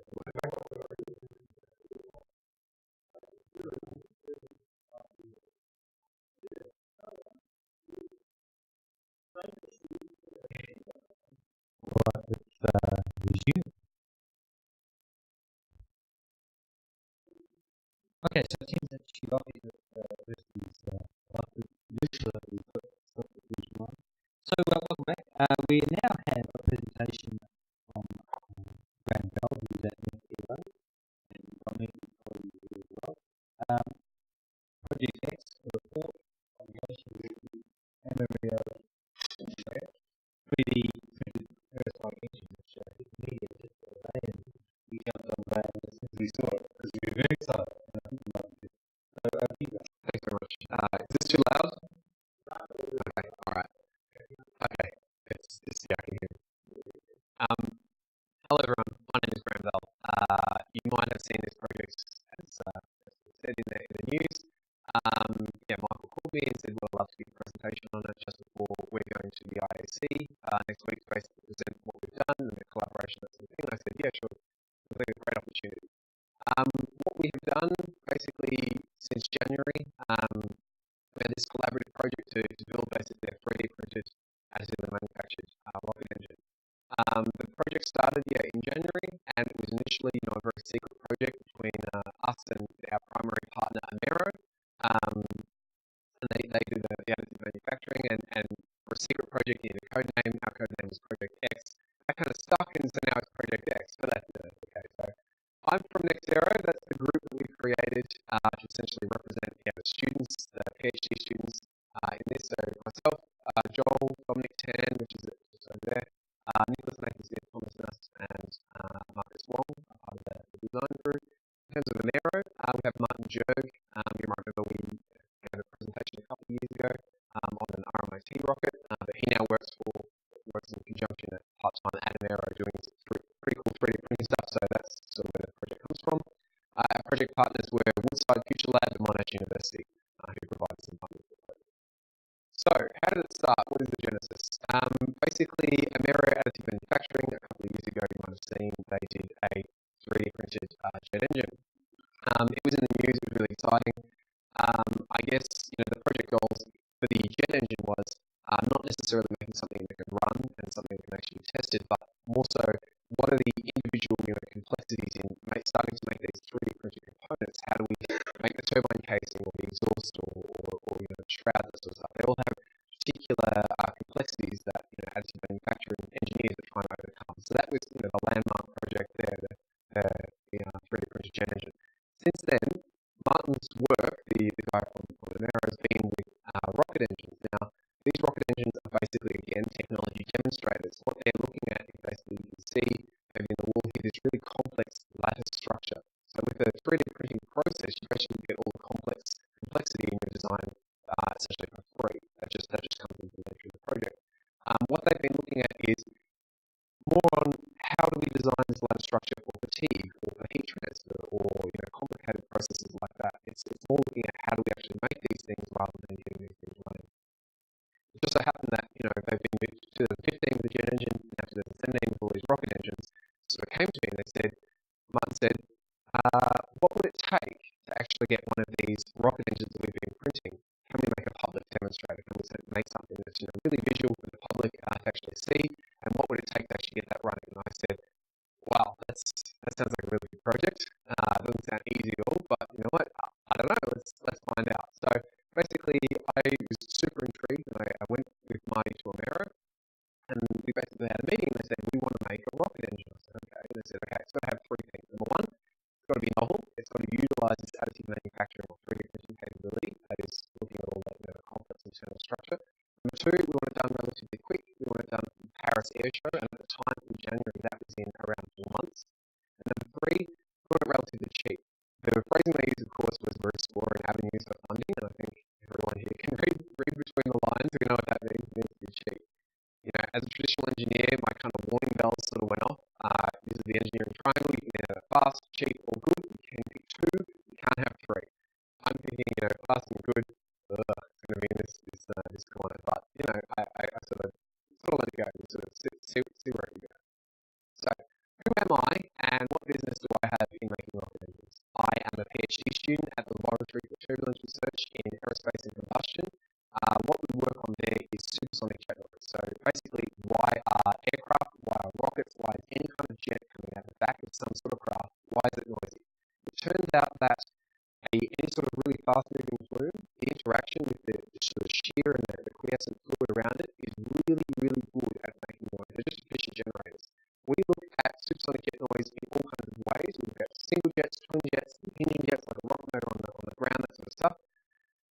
We have specializations in fluid mechanics and heat transfer. We teach these classes every day, and these are the exact topics you need to design rocket motors. For us, supersonic nozzle design, that is whether it's a fighter jet, whether it's a nozzle for just generating supersonic flow, whether it's a rocket motor, they're all the same. These are the things we use every day. So I went back to my lab and I found the PhD students and I said to them, do you want to make a 3D printed rocket motor? And within about 3 seconds I had the rocket design dream team signed up. So that worked really well. Okay, so 3D printing, additive manufacturing. I'll just explain it because when I started I had no idea. Can I just get everyone to raise your hand? I just want to take a quick survey of what everyone knows. So everyone raise your hand and we'll use the process of elimination to work out what we know. Alright, keep your hand up if you knew 3D printing was a thing. Great, everyone knew. Okay, number 2. Keep your hand up if you knew 3D printing could be done in metals. Okay, number 3. Keep your hand up if you can name a metal 3D printing technique. Almost all of you. There's 2. Great, excellent. Well, you knew more than I started. Okay, 3D printing is a thing. Okay, we do it with polymers. That's probably what you see most of the time with this sort of 3D printing technique. It's called, this sort of style is called fused deposition modeling. It's basically the hot glue gun approach of 3D printing. We're extruding a very fine filament of plastic and basically just layering it up. We want to work with engineering. We need metals, we need the strength, we need the weight, we need the heat transfer, that sort of thing. On the metal side, we have a few techniques.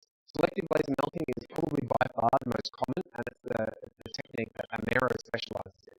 What happens in 3D metal printing? We have a hopper that basically drops a very, very fine layer of metallic powder. That comes across and drops a layer about 40 microns thick. From that, a laser from the top then melts in a pattern, and that metal layer to itself and about 3 layers below.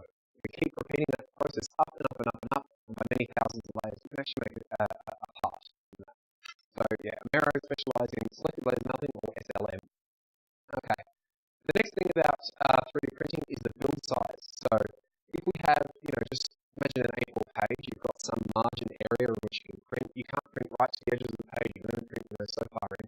3D printing, same deal. You can only go to so far in the machine, you can't go all the way to the edges. So you have this idea called build volume. You can make anything you want as long as it fits inside that volume. Our job was essentially to get a rocket and put it inside a box, and that's basically the challenge that was put to us. Like we had this size, we had to basically get a nozzle, fit that nozzle, the whole geometry inside. Now, whether you do that in one part or multiple parts, if you do multiple parts, it means you need to be able to actually, a high temperature rocket, you need to be able to seal those parts together. You can't use O-rings, you can't use sealants, that sort of stuff. With combustion gases, they're so hot they'll just simply melt as is. So if you can print it all in one go, that is in a one-piece construction, you're already ahead. In our case, the geometry size is about 250 by 250 by 300 millimeters, so sort of a box like that. So, we knew the box size, we went away and we said, okay, what is the most powerful rocket engine we can put in this box? So we did the initial sizing. Now, I don't know if anyone's used this design, but it came from basically Rocket Lab, 1960s. Essentially what it is it's liquid fuel design for kind of hobbyists. It's all this kind of like levers and strings kind of thing. It's really cool, like to control the valve. But anyway, they have a design methodology. They basically start with the simplest combustion chamber for a rocket engine you can have. So you spray gases in the back here, they burn, they go through this throat geometry, and then you basically expand them out the back. And it walks you through the steps in order to actually solving the rocket. Now, it's pretty simple. It can be done in an Excel spreadsheet, and when we did that to find out how powerful we could make this rocket engine, we came up with something that was about this powerful. So it wasn't going to be enough. Now, the problem is of course the length of the nozzle. It needs to be really long. Like you need to have, a certain height, and it's just not going to fit in our box. Okay, so we went away and we basically said, is this the only design you can aerospace engineers will instantly tell you, no, it's not. For the general public, it might not be so obvious. If we take the traditional rocket nozzle design and we look at it over here now, we cut it at the throat, and we take these two sections here where we're expanding the gas out the other side, and we instead flip them inside out, shrink them down, and push them back inside the engine, look like this, you get something called an aerospike nozzle. This is literally what happens. That's the process. That's an aerospike nozzle now. Number one, clearly it's going to be much shorter, so it's pretty advantageous. This is some of the reason why you can see the engine over here. That's the actual one that fired, why it looks the way it does. And number two, it has this really special property with the plume. The plume here, the exhaust that comes out is actually invariant to the altitude. That means it produces slightly more efficient than a traditional rocket engine by about, say, 5 to 10%. So it's not much, but it's a little bit there. An aerospike nozzle on its own, though, doesn't come for free. We have to think of ways how we're actually going to support the spike. That spike is also going to be in combustion gases, so it's going to get hot. It needs to be cooled. So on the one hand, we have this engine that is smaller in size, higher in efficiency, and potentially has this idea of thrust vector. So that basically means that we can pump in more fuel on this side and actually get the gases to be more powerful on this side. Actually, you can tilt the engine just from the power on one side versus the other alone. And that means basically you can bolt the engine straight to the chassis of the rocket. It means you can just make some weight savings, but small in size, higher efficiency, some weight savings. It's a little bit of a benefit here. On the downside, unfortunately, very difficult to make, very difficult to cool. Obviously, we need to be able to support the spike. Obviously, we need to be able to cool it. We have all this really complex internal geometry. How do we actually solve that? Well, with a 3D printer, those problems potentially go away. We can actually print all this cooling stuff in it. We don't have to worry about how someone's actually going to make it. We don't have to worry about saws or drills or lathes or any other kind of machine. We can just print our design in one go. So, we thought this was a good idea. We took it to Amero, and we had a look at what they're doing. They're making conventional Laval, that is a traditional rocket engine shape there. They're making those things. They're working with this really complex internal structure. And we said, well, maybe we can use this on the aerospike. So we pitched it to them. We said, how about an aerospike? They said, I don't know what you're talking about. But we said, okay.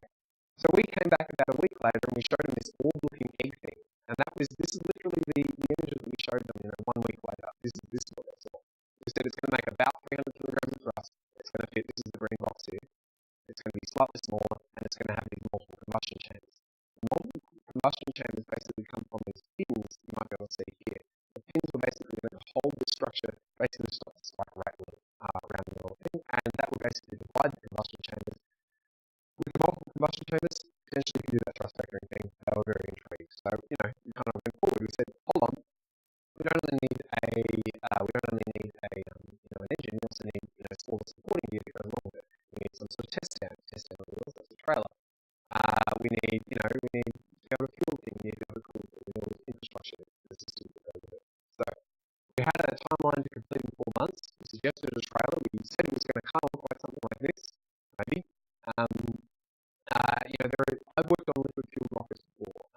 I know how difficult cryogenic fuels are to handle, to use, to license, all that sort of stuff. We only had 4 months. I basically just sort of agreed from the concept stage we're going to go with this gas propellant system.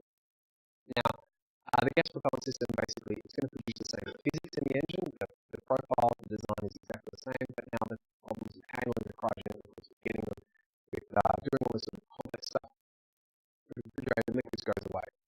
Finally, we said we just need the print time on this engine, and of course, dollars, and we can make it work. And they said, okay, come back to us with the design. So this is the concept design. We're now up to preliminary design by this point. We basically went away and we said, okay, now we're actually going to make this thing. We're going to start thinking about all these things that go into making actual rocket engine work. We're going to think about how we're going to measure the performance of it, how we're going to cool the thing, how we're going to design the test stand, how we're going to design the actual engine itself, and control the thing. So basically, we took each one of the members, signed a face to a name, and we said, okay, we're going to have 4 months. We've done lots of group projects before. We know that they become very complicated very quickly, especially with so many independent systems. Designing 5 or 8 individual spreadsheets entirely together clearly doesn't work. So what we did was we came up with something, we used this design toolbox, and it was going to be written in this Python, which is a coding language. Each one of these elements in the design was basically going to be written as an object-oriented programming. Each one of these objects is then going to be fed into the design. The design toolbox, you basically put in the parameters that you want. It would then iterate over all of these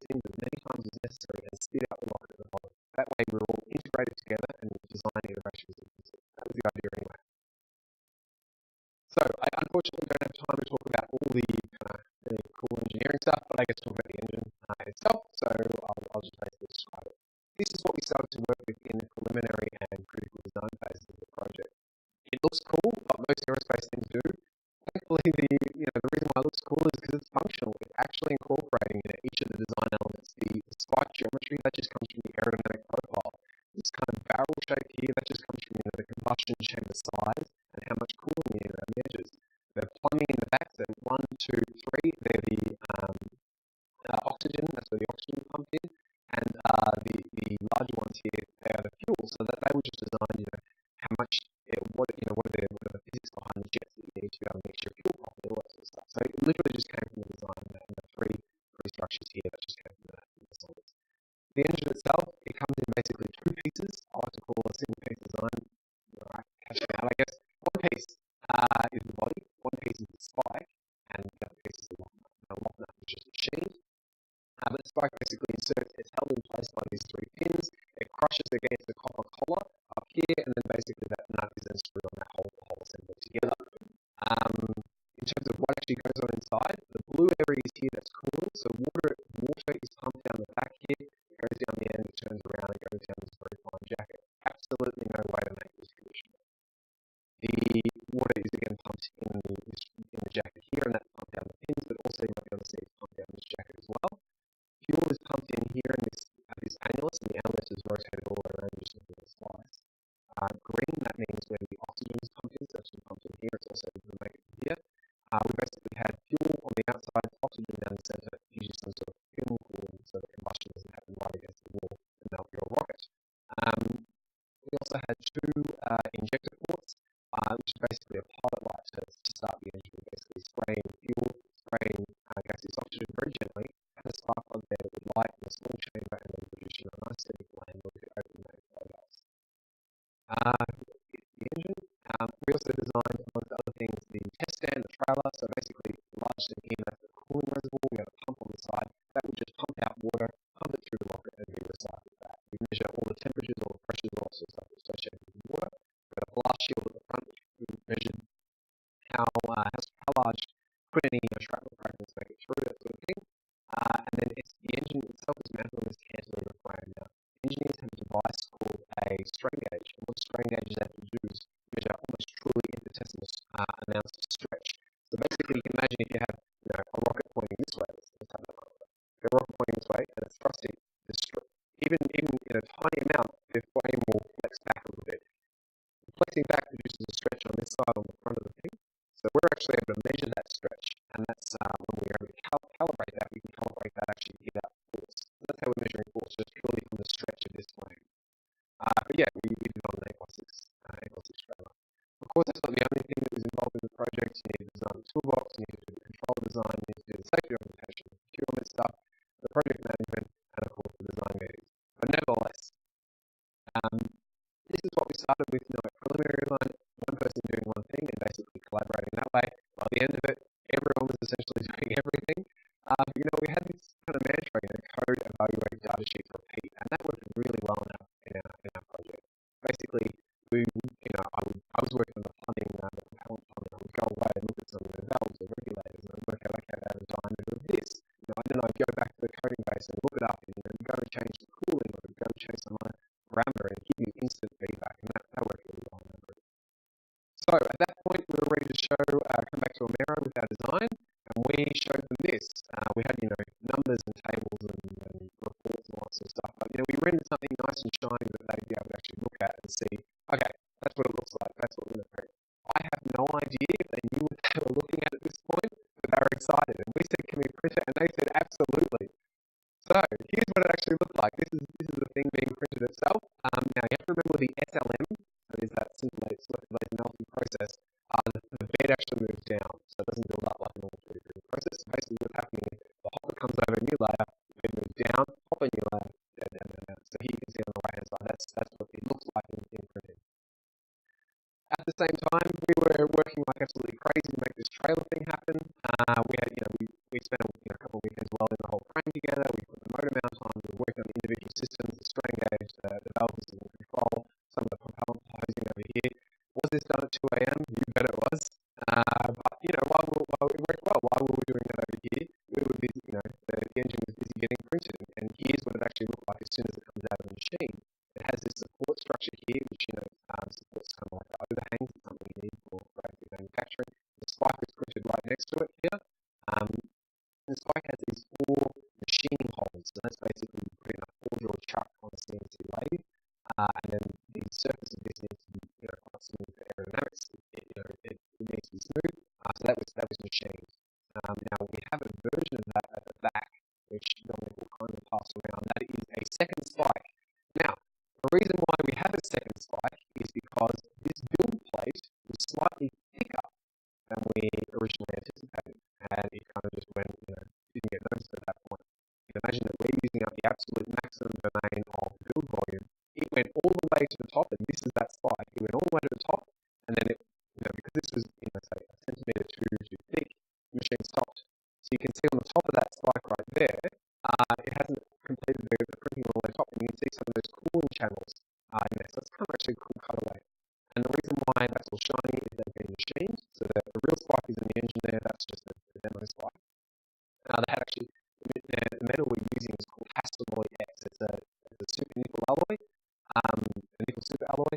It's extremely, extremely hard. It can just strip it in a high-speed steel tap like that, and they want to basically practice go. So we gave them our spike and said, there you go, there's a practice go.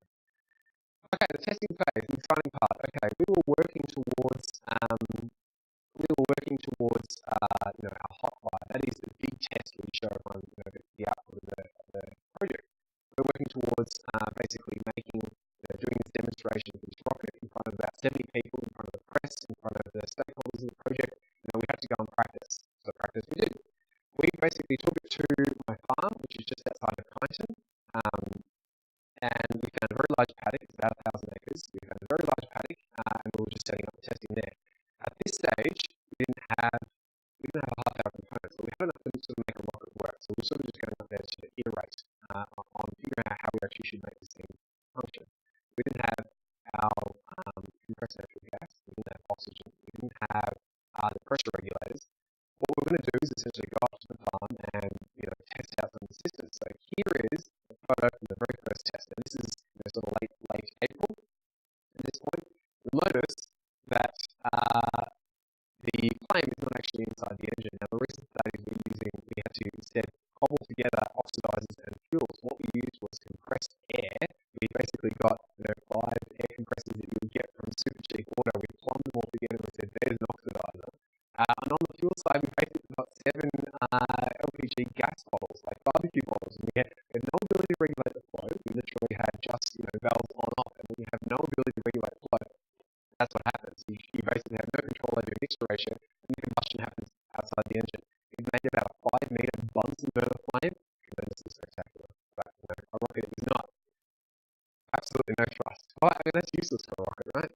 2 weeks later, the pressure regulators turned up. Finally, we had some gaseous oxygen. We hooked that up, and wow, what a change. We're still using the propane at this point because we didn't have the compressed natural gas. That was going to turn up on the hot fire. So we had to sort of just get this working. Basically, what's happening here is the trailer's sitting by itself. There's gas bottles in front of that. That's all plumbed together. It's all controlled completely remotely. We're sitting about 200 meters away. We have a radio link, and Dominic Tan is there behind the keyboard making the thing work. From there, we were then going into our hot fire. So we had basically 2 practice runs before we're demonstrating this thing working in front of 70 people and the news crews and all that sort of stuff. This is a photo from our hot fire. And although it looks really successful, for us it was an abysmal failure. About 80% of our components broke. Things that we didn't even think could break, broke. But you know what? We had that much redundancy in the system that we're able to hobble something together and produce something. You can see the flame is much clearer now. We're using compressed natural gas, which is about 94% methane. So once we had the mixture ratio right, the flame should go quite clear. You can see, yes, yeah, you can see some of the shock diamonds or the shock cells in the actual flow, and that's indicating that it is supersonic. Yeah, that's what it looks like. We went away, we were completely defeated. We basically, the audience clapped and they thought it was fun to look at, but for us, that's a toy, that's a baby rocket. We went away, and about 2 weeks later, we said we came out with an absolute vengeance. We fixed every component, we made sure that we're not going to break, we bought the best of everything, and we produced this. And this is, it only looks a little bit better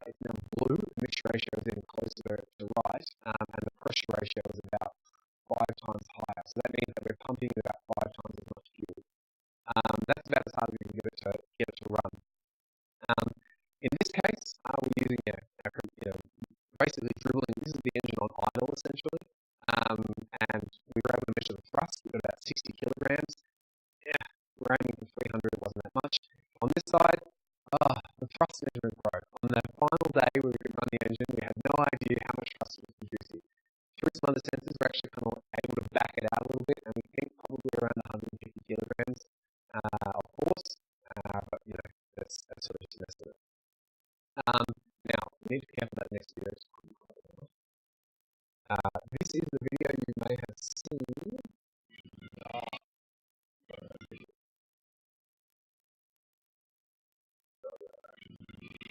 Let me just.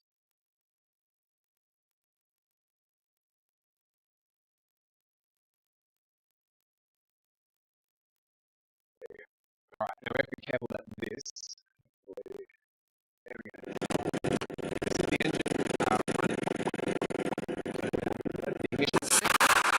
Now that's the actual engine running. Now we basically stepped it up. We didn't go for 60 seconds at the start. We basically went for 5 seconds, 10 seconds, 15 seconds, and once we're happy the engine was not melting the process, the cooling system was doing its job. We said, okay, we don't have a thrust measurement, but we know we can demonstrate this thing running for a whole minute.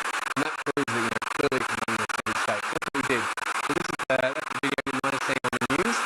I've got one more video which gives you kind of like a perspective of what it was like to be there, to stand there at the test site. It does have feedback words in it, so it's an exciting time. Maybe just block your ears.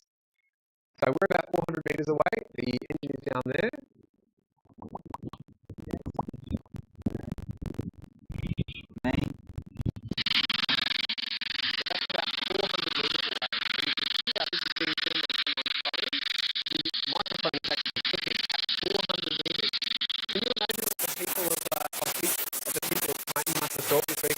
the bloody heck is that?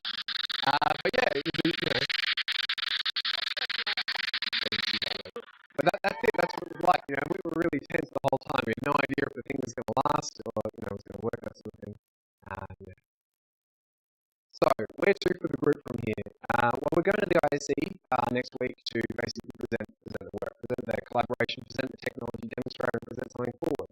We formed a group called Next Aero. And Next Aero is essentially, it was originally something just to give the group, an identity to sort of solidify exactly what their PhD students are amongst all the stakeholders. But since then, it's really grown to be something so much larger than that. And we're now, taking it forward and working on this. It's kind of like maybe a startup, maybe something we can actually take forward. But at the moment, it was originally designed to show rocket engines to the world, to show that Australia, we have all the capability to do this space. We have the technology, we have the great university, we have Aero, additive manufacturing, that sort of thing. And what's more visual to do that than with a rocket engine? So we've got a next project, Project Next, just a placeholder. But we've got that so far, and at this point we are looking for project partners. So if we look at Woodside, an oil and gas company, what are they doing partnering with a rocket group? Well, although they are not in the aerospace industry, I've heard it say that you are the average of the 5 people you spend most time with. Just being around additive manufacturing and being able to see the machines and being able to work with the groups and the PhD students and working in the labs and stuff, you get so much benefit from just that sort of collaboration. So I think with that, I'll say thanks very much for giving me a chance to talk and promote our project and that sort of thing. I'm happy to answer any questions. That is the actual engine. We have the spike floating around, and there's also a 3D printed cutaway to help you sort of visualize what's going on. We formed Next Aero, so you can go to nextaero.com.au and look us up, or otherwise just drop us an email. Thanks very much.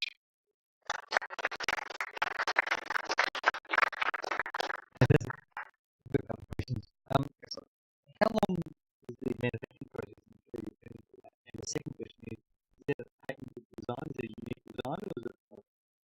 Yeah, sure. Okay, so number one, how long did it take to print? It took about 8 days. And we've got a couple of, we've been running the machine continuously, so it's currently making more at this point. Is it a patented design? It's not a patented design. You can make it. I've shown you the geometry. It's a gaseous motor. It involves the physics that are required to make a gas motor work, so you need to change it substantially if you actually want to be able to use this motor. And thirdly, it's technology demonstrator. It's to show collaboration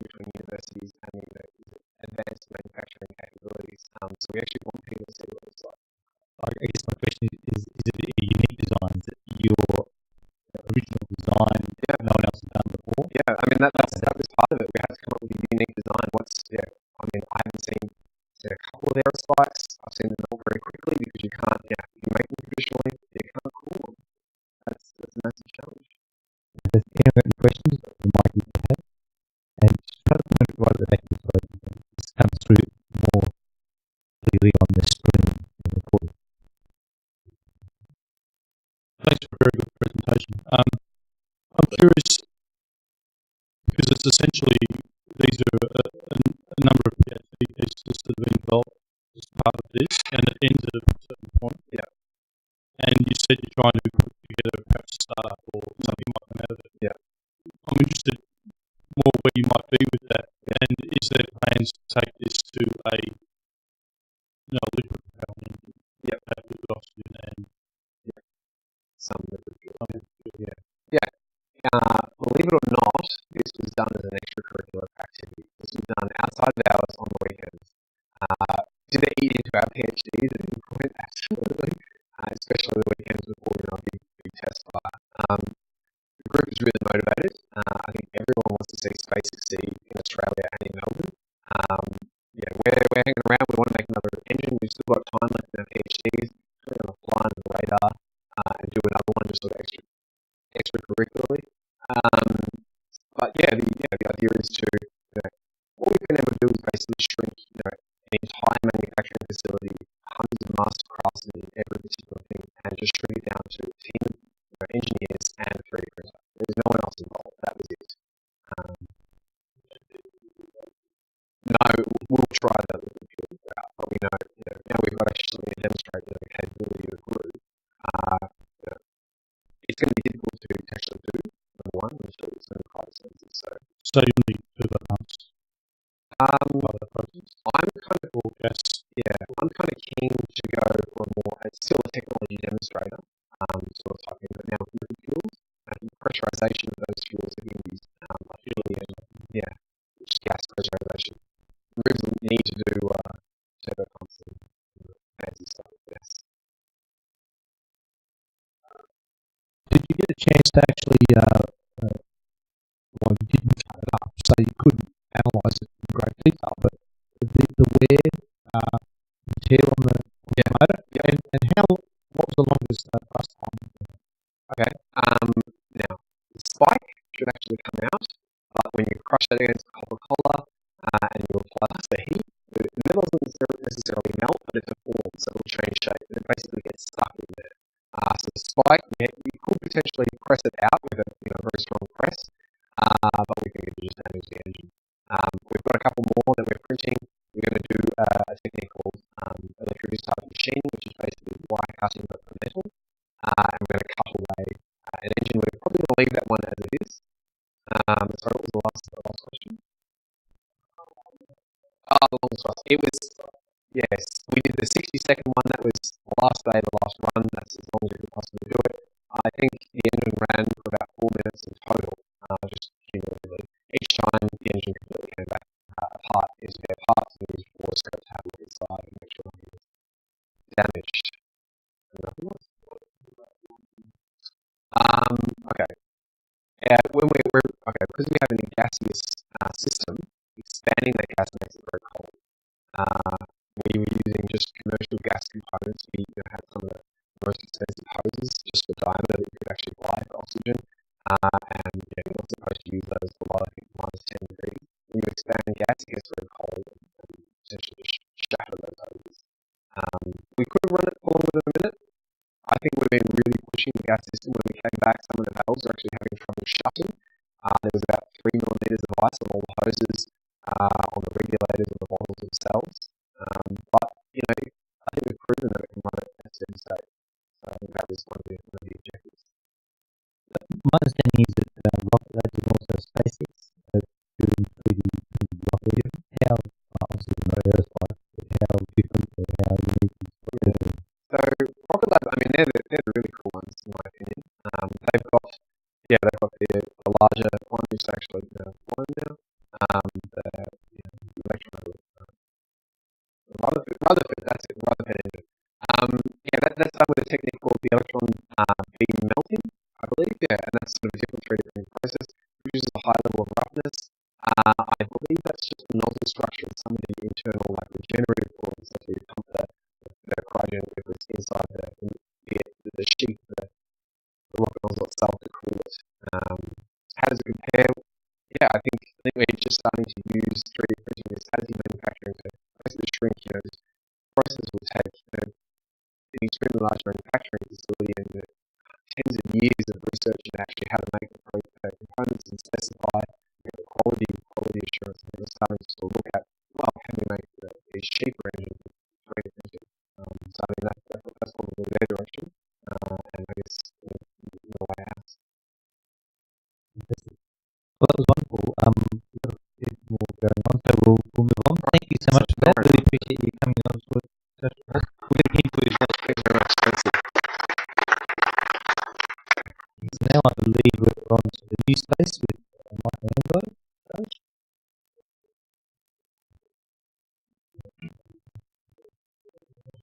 My pleasure. Yeah, we can talk about that later if you like.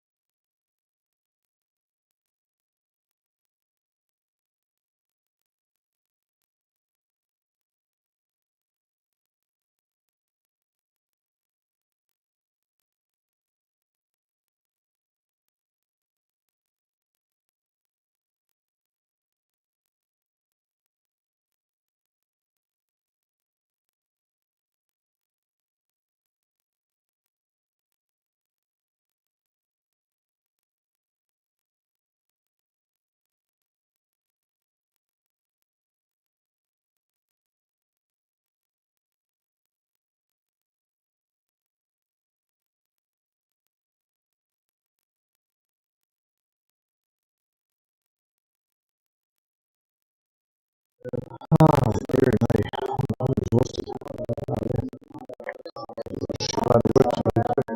Yeah, that was bloody good. Unbelievable. Take me to the start.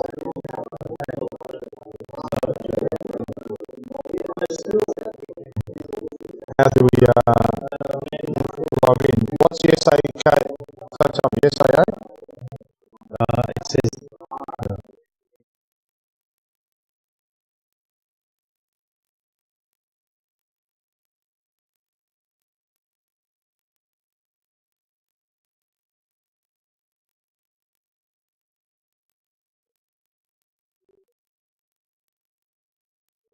You put it onto the. I haven't had a chance. You need to put it on there because it won't. Yeah. Hey, just while we're setting up for the next session, I sent an email around after last month's meeting. Andrew, when he put a bunch of CDs and DVDs along to sort of show some of the projects he's working on. Yeah, I was just saying, at last month's meeting, Andrew Rennie bought a bunch of DVDs and CDs and left on the bench to show some of the stuff that's happening there. It's in the embroidery. One of those CDs went missing and we think we might put a giveaway. So if you picked it up last week when you saw it, it's worth that. Andrew and stuff.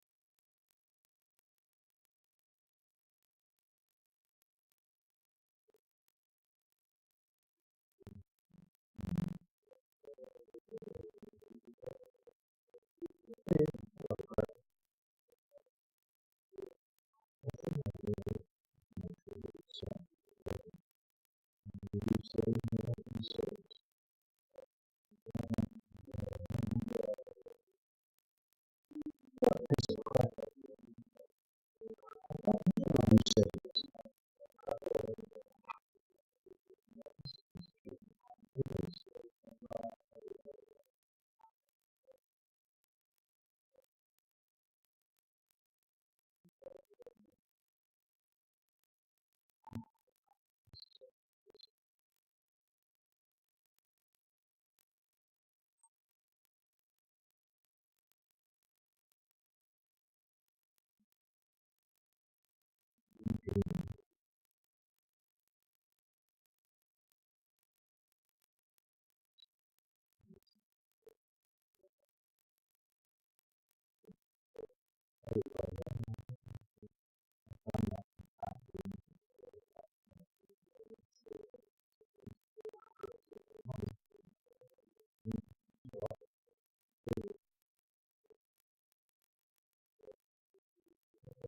No, it doesn't want.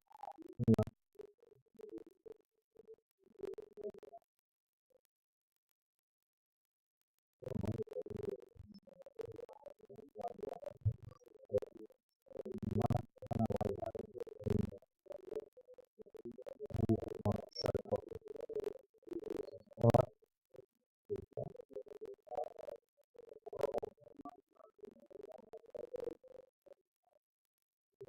Okay, we haven't got much time, so we'll race through it.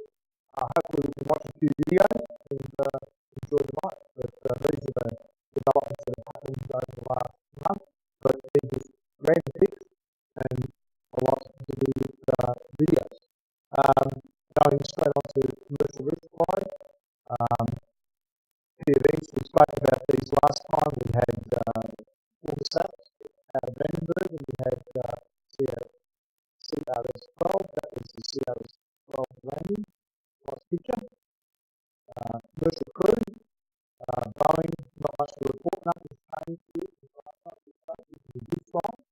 Next year could be a big year for all these new rockets and manned space flight and Starline and Dragon crew dragons. Commercial crew, importantly, SpaceX will be the first to really fly out capsule.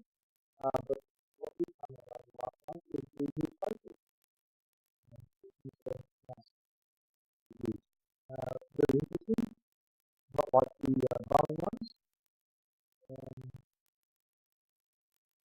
Oh, yeah, what happened here? Oh, so that plane is really Elon Musk. I didn't know that. Anyway, and there it is. And these are some prototypes that they used. I kind of look at that and look at the scene in the middle. There's one there that I think I guess it has to be. And this is actually the walkway to the new white room, white room, and they'll be installing that on 39A before we use it. So it's ready to go. Just got to finish off the that's how they get out into their Dragon. General, I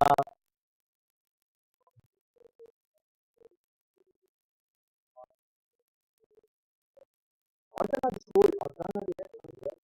I have no idea, but I think that they will not load. They will have forkless loading. They may drop because of the time of looking to load it will be not load. But I reckon that's what will happen. But I haven't heard any more. I guess the interesting features out of this little table are all the great ones that have happened. Where it sits about on the consulting heat. They're just about ready to go on that, so we'll look forward to that one. And then there's CRS-13, will occur in December, and then there's an uncrewed Dragon to demo. This is the one that goes up in February. Then there'll be a crewed Dragon fighter book. It's probably April sometime, and another Falcon Heavy design. So there's a series of other launches in between, but for the Crew Dragon, that's it. It'll only be used for launches. This will be a suborbital mission to abort this. Go up, and get that here, and then and that's what the great over here in terms of boost. That's pretty right. Now, in the meanwhile, this is a video that was produced by Elon Musk about how not to land an orbital rocket booster. This is pretty good, so enjoy it.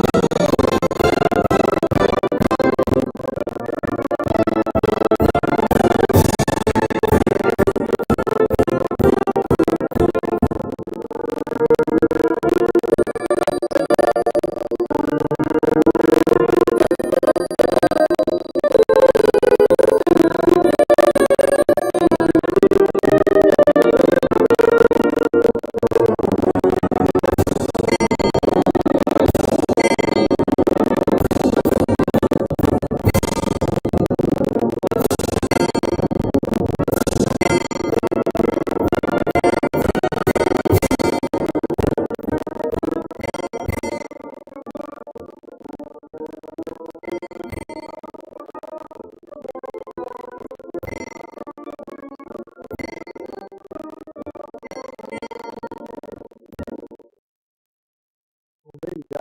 So, these don't just happen instantaneously. This reminds me of the heady days of NASA, the early 60s, right? Where, oh yeah, that's pretty tough. Brilliant. US Air Force, of course, they launched the X-37B. Watch the video.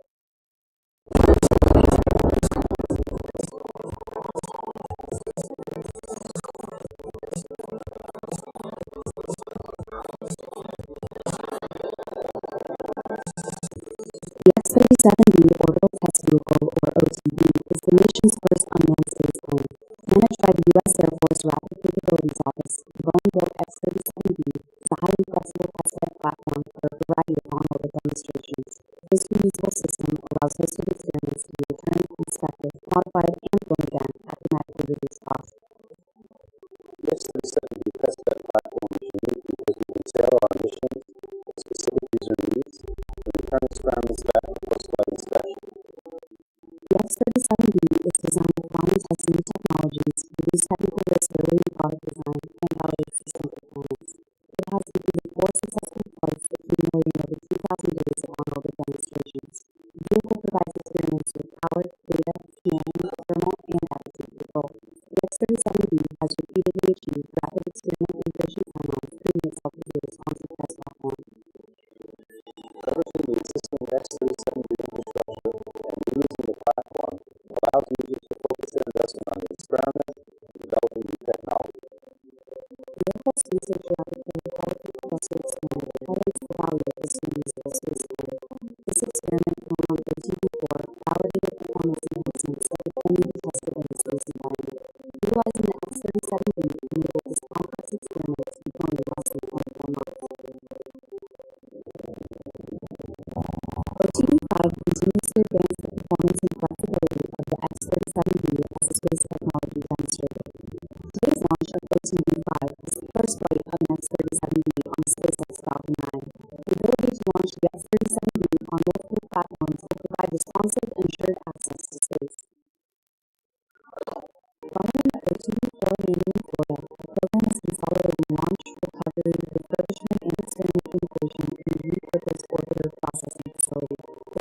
solution reduces processing time and positions the program to be even more responsive. Reliability, usability, and responsiveness of the X37B will fundamentally change how we perform future spacing. The X37B, flying tomorrow's technologies today.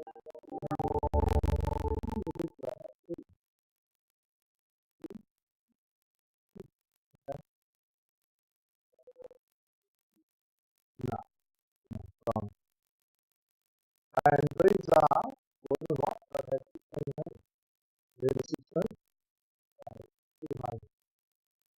Now, the structure, this was a lot like a year ago, and February this year, there is probably, wouldn't be surprised if they've got to get that down with certainly the crude flights using that power. So, oh, sorry, this is the latest. Have a look at that. That's a big structure, I've got to say, but not much of it. And back to landing zone 1, this is recent pictures you saw a month ago, but then you'll see a rocket. Obviously, the drone is taking a snapshot of the SAA 12 at landing zone 1. And of course, we know landing zone 2 is being built ahead. So they're going to do it already. 2 5 boosters will land there, and the core will land on the bar. So we put the amount of bandwidth. Guess what? The Vandenberg is just north of LA. The SpaceX launched out of Space Complex 4, and lo and behold, there it is. That's looking at the rocket from the landing zone. And if you go to Google Earth, I think you can actually, well, I think that picture, if you actually scan around it.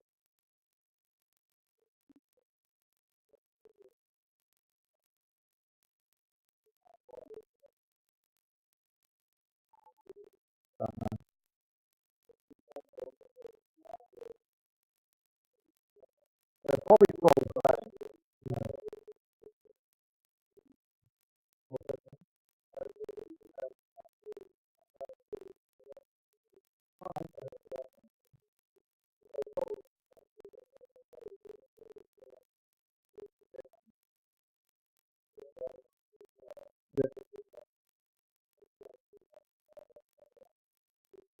further down the line.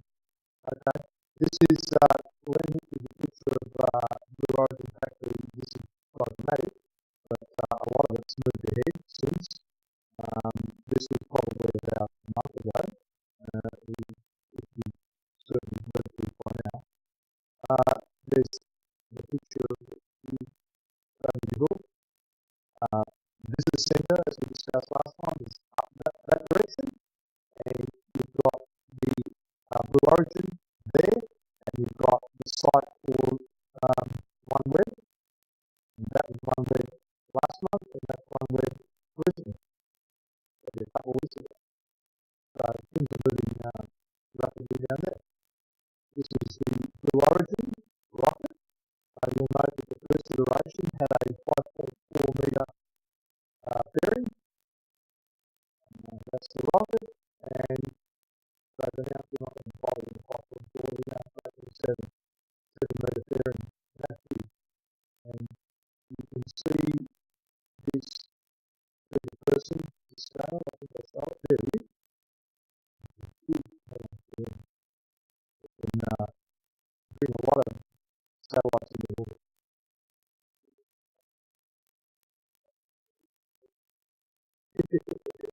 Yes, so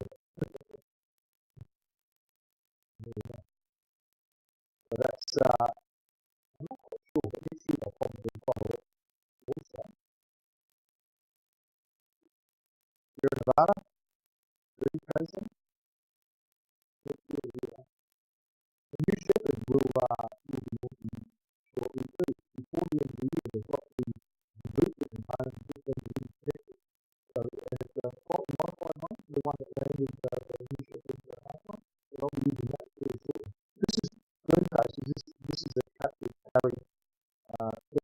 the other week.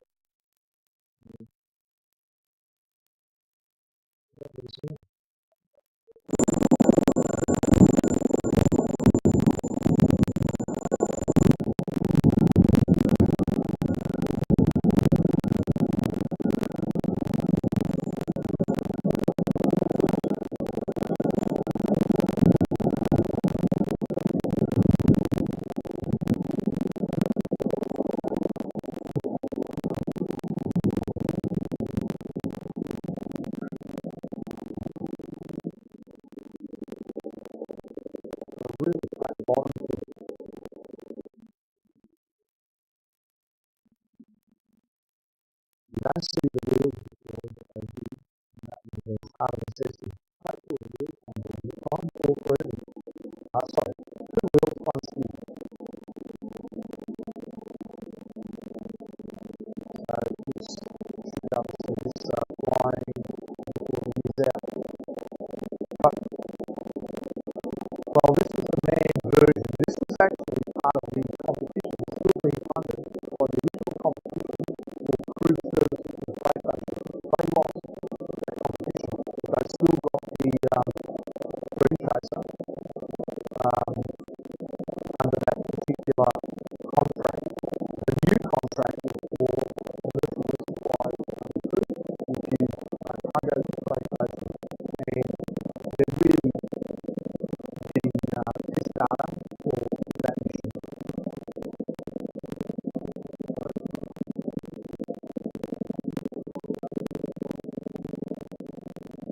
No, they don't stop.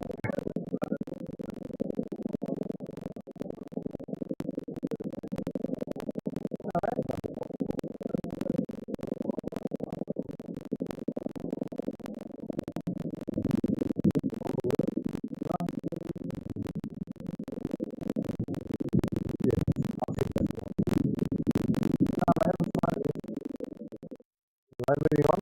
That's the actual contract they have with NASA to deliver cargo, both pressurised and non-pressurised. But the thing is, you don't get any greater version than about 2.5. So it will be really gentle on the payload, and it will actually give the payload virtually to the front door. So down cargo from IFX will come down in this relatively quickly with not much. That's going up on the Atlas spot. But if they're designed to go, it'll fit into a fairing because the wings actually fold. You don't see it in this picture, but the wings fold and it'll fit in I don't know if it's 7 metre or 5.4 metre fairing, but it will. No, it's not. It's concealed inside. Space launch system, liquid oxygen tank. It's just coming out of the missile plant in Woolworths. That will be part, I suspect, of in Russian Mission 1 in 2019. I think so. I think that's the one. They had trouble with leveling, and I think that's the one that they put on. This is actually the second of the Orion space stations, and this will be in 2. So that will have astronauts in it in 21, maybe 22. We don't know yet, but it will happen. And they obviously have been trying to get their parachute certified, so they're working through that. So again, incremental steps, but they keep, I don't know if you want to see this, but it's a very short video.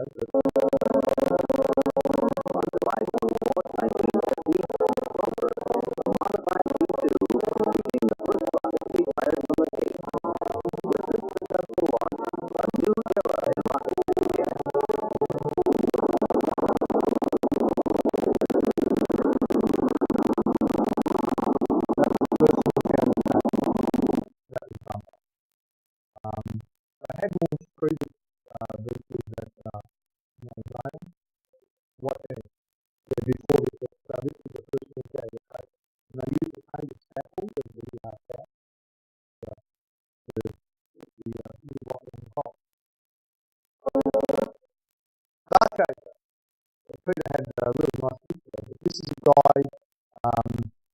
one of these other suborbital visitors who wants to take people into suborbital flight, but he's firing out of England.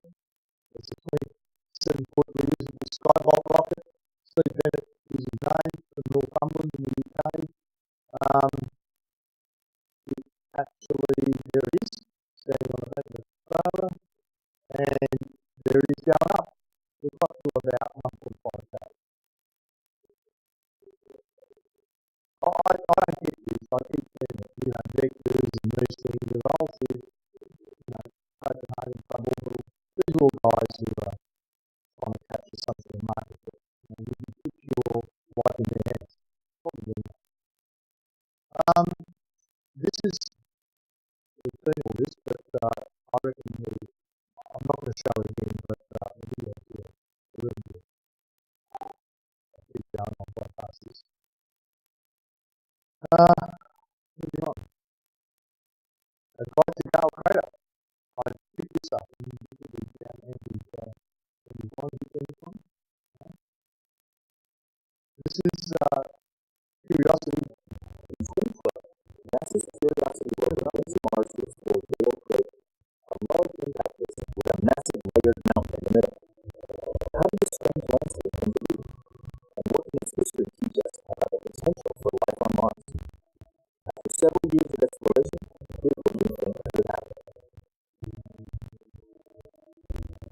Around 3.7 billion years ago, a large meteor impact blasts out the initial fragments, cracking the rock below and leaving a central peak at the surface of the gas. It's a rare time in Mars history. Groundwater seeps into the new crater, while rivers fed by rain or melting snow also flow, forming a large lake and carrying in gravel, sand, and silt. This material keeps building up over millions of years, and as each layer cements into rock, it records a snapshot of the environment that shaped it. In time, the gradual drying of Mars shuts off the rivers. The sediment keeps piling up as sand and dust flow into the crater, deeply burying the deposits laid down in water. Meanwhile, groundwater remains deep below the dusty surface. At some point, winds that once carried sediment in begin scouring it back out. In areas closer to the crater rim, these winds dig all the way down into liquid lake deposits. And as the heavy weight above is lifted, these layers crack, which helps groundwater flow through and alter them again before they dry out. By about 3 billion years ago, we're left with the basic form we see today. And it's in this version of the crater that Curiosity has helped piece together the story. Sediment patterns show a lot of water discovery continually over many millions of years, both as persistent groundwater and a long-standing lake with occasional dry spells. Mineral and chemical readings show that water from both the lake and subsurface is friendly for potential microbes. Drill samples from the lake bed show key elements, organic molecules, nutrients, and energy sources that microbes could use. Water flowing through underground fractures could have supported life even in deeply buried rocks. And the composition of some layers makes them good for preserving potential signs of past life. Taken together, evidence points to Gale Crater and Mars in general as a place where life, if it ever arose, might have survived for some time. With our primary mission fulfilled, we continue exploring, uncovering the history of Mars, and learning more about how and where future missions can search for the signatures that future life may have left behind. Based on the knowledge that we've got out of Carl Crater, I'd like to go back to as a mission to actually extend that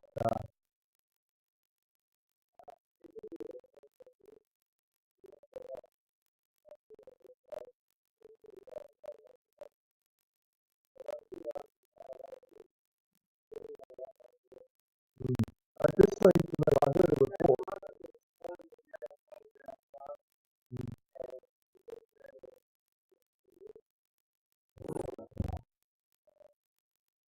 A couple of others. There you are. This is a future mission Mars. 55 years ago, Mr. Kennedy of University made an announcement that really took on track.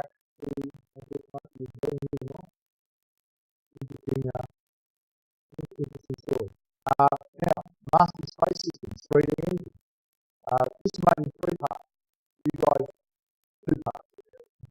But there's a 3-part engine, and Martin was involved with NASA on a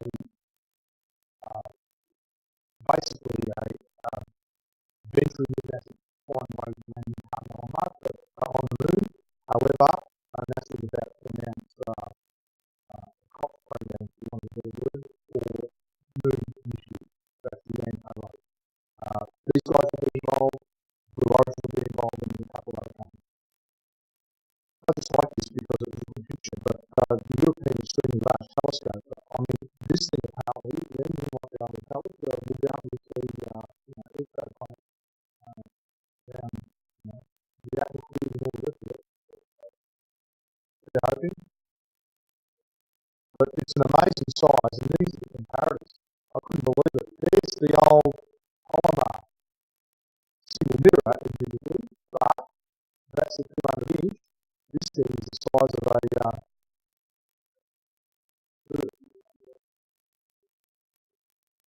this one. Really? James Webb? Without the atmosphere. Well, this is something to look forward to in 2024. This was how fast the rocket would have to go to leave every planet. And, I was just thinking to myself that if you look at it a little bit bigger, on the size, you can start to have this pretty much again. Good, but it starts to become problematic. Actually. So, but I just realised that, you have to be a space-entering species, you have to be on the right side of the planet as well as being in the Goldilocks zone, as well as a whole million other variables to dictate your intelligent life. So, okay. Proceeding. I don't know if you want to see this. Yeah, I can show it. This is good. This is, it's worth watching. Really. This is the last part of it. It's been colorized, but this is a good.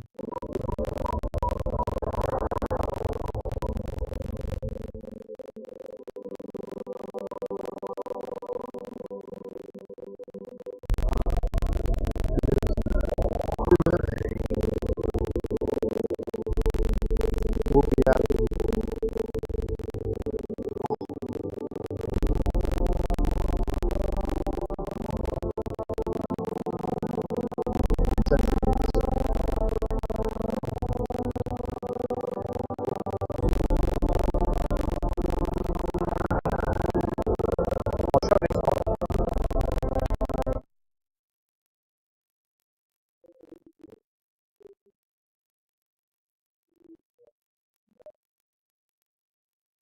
Yep.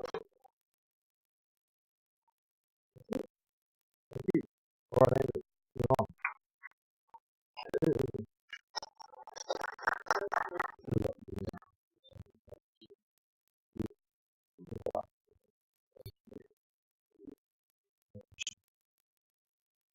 I'll just have it in my hand. Okay, folks, we're out of time, so I feel a bit like Steve Jobs. At the end of his presentation, he'd say, and one more thing. And today, I collected a whole lot of the one more things that I had left over for pretty much every month this year, and I put them into a package. We're only going to show one little last thing tonight, and the others, well, next month, the month after, next year, who knows? Anyway, Michael, you've got it up there. Cassini. Every few days I've been going out and looking up almost exactly overhead, and Saturn has been moving through the constellation of Scorpio, the big question mark in the sky. And I resolved that the night that Cassini finished its mission, I would go out at the real time, okay, forget Einstein, and the light travel time, when Cassini was going into Saturn, and I look at Saturn and I say, oh, my name is burning up.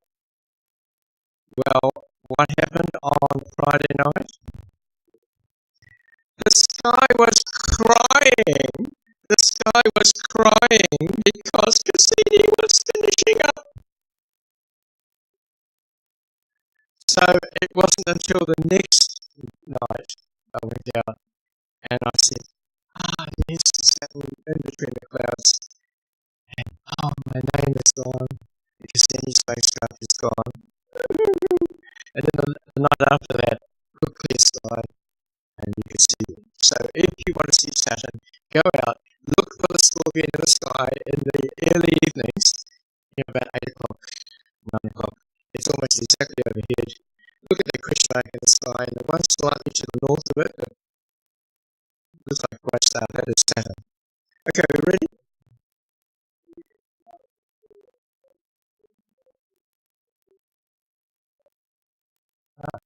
I didn't realise that. Okay. I can't see that. Sure, so.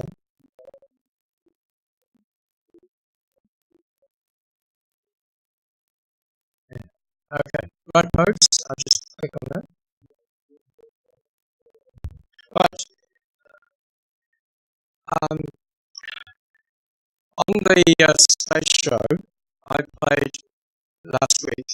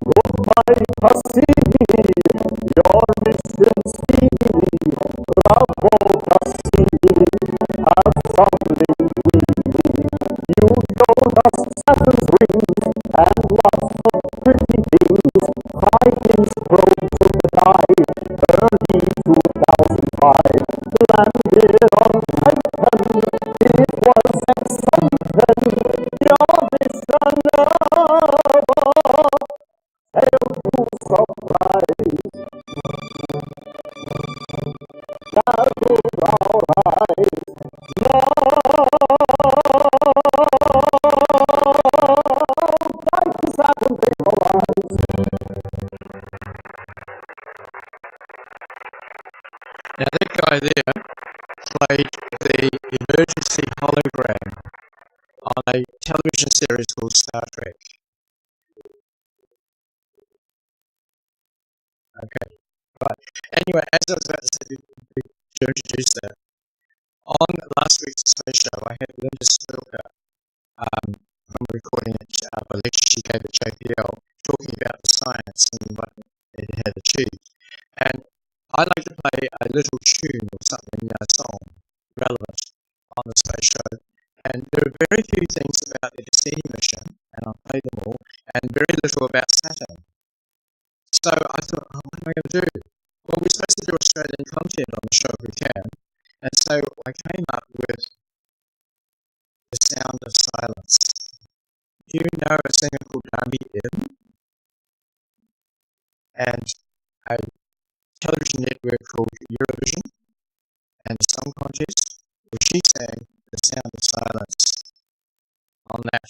And so that's what we now have. We go listening for Cassini, The Sound of Silence. So I played that as a sort of a joke. This song I found afterwards. I only found it out at the weekend.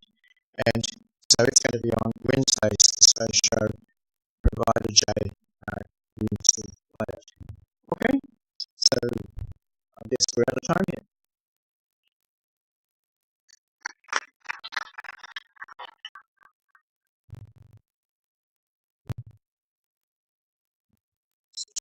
Thank you, everybody. Andrew, we'll have to have a meeting on that. Look, that's it.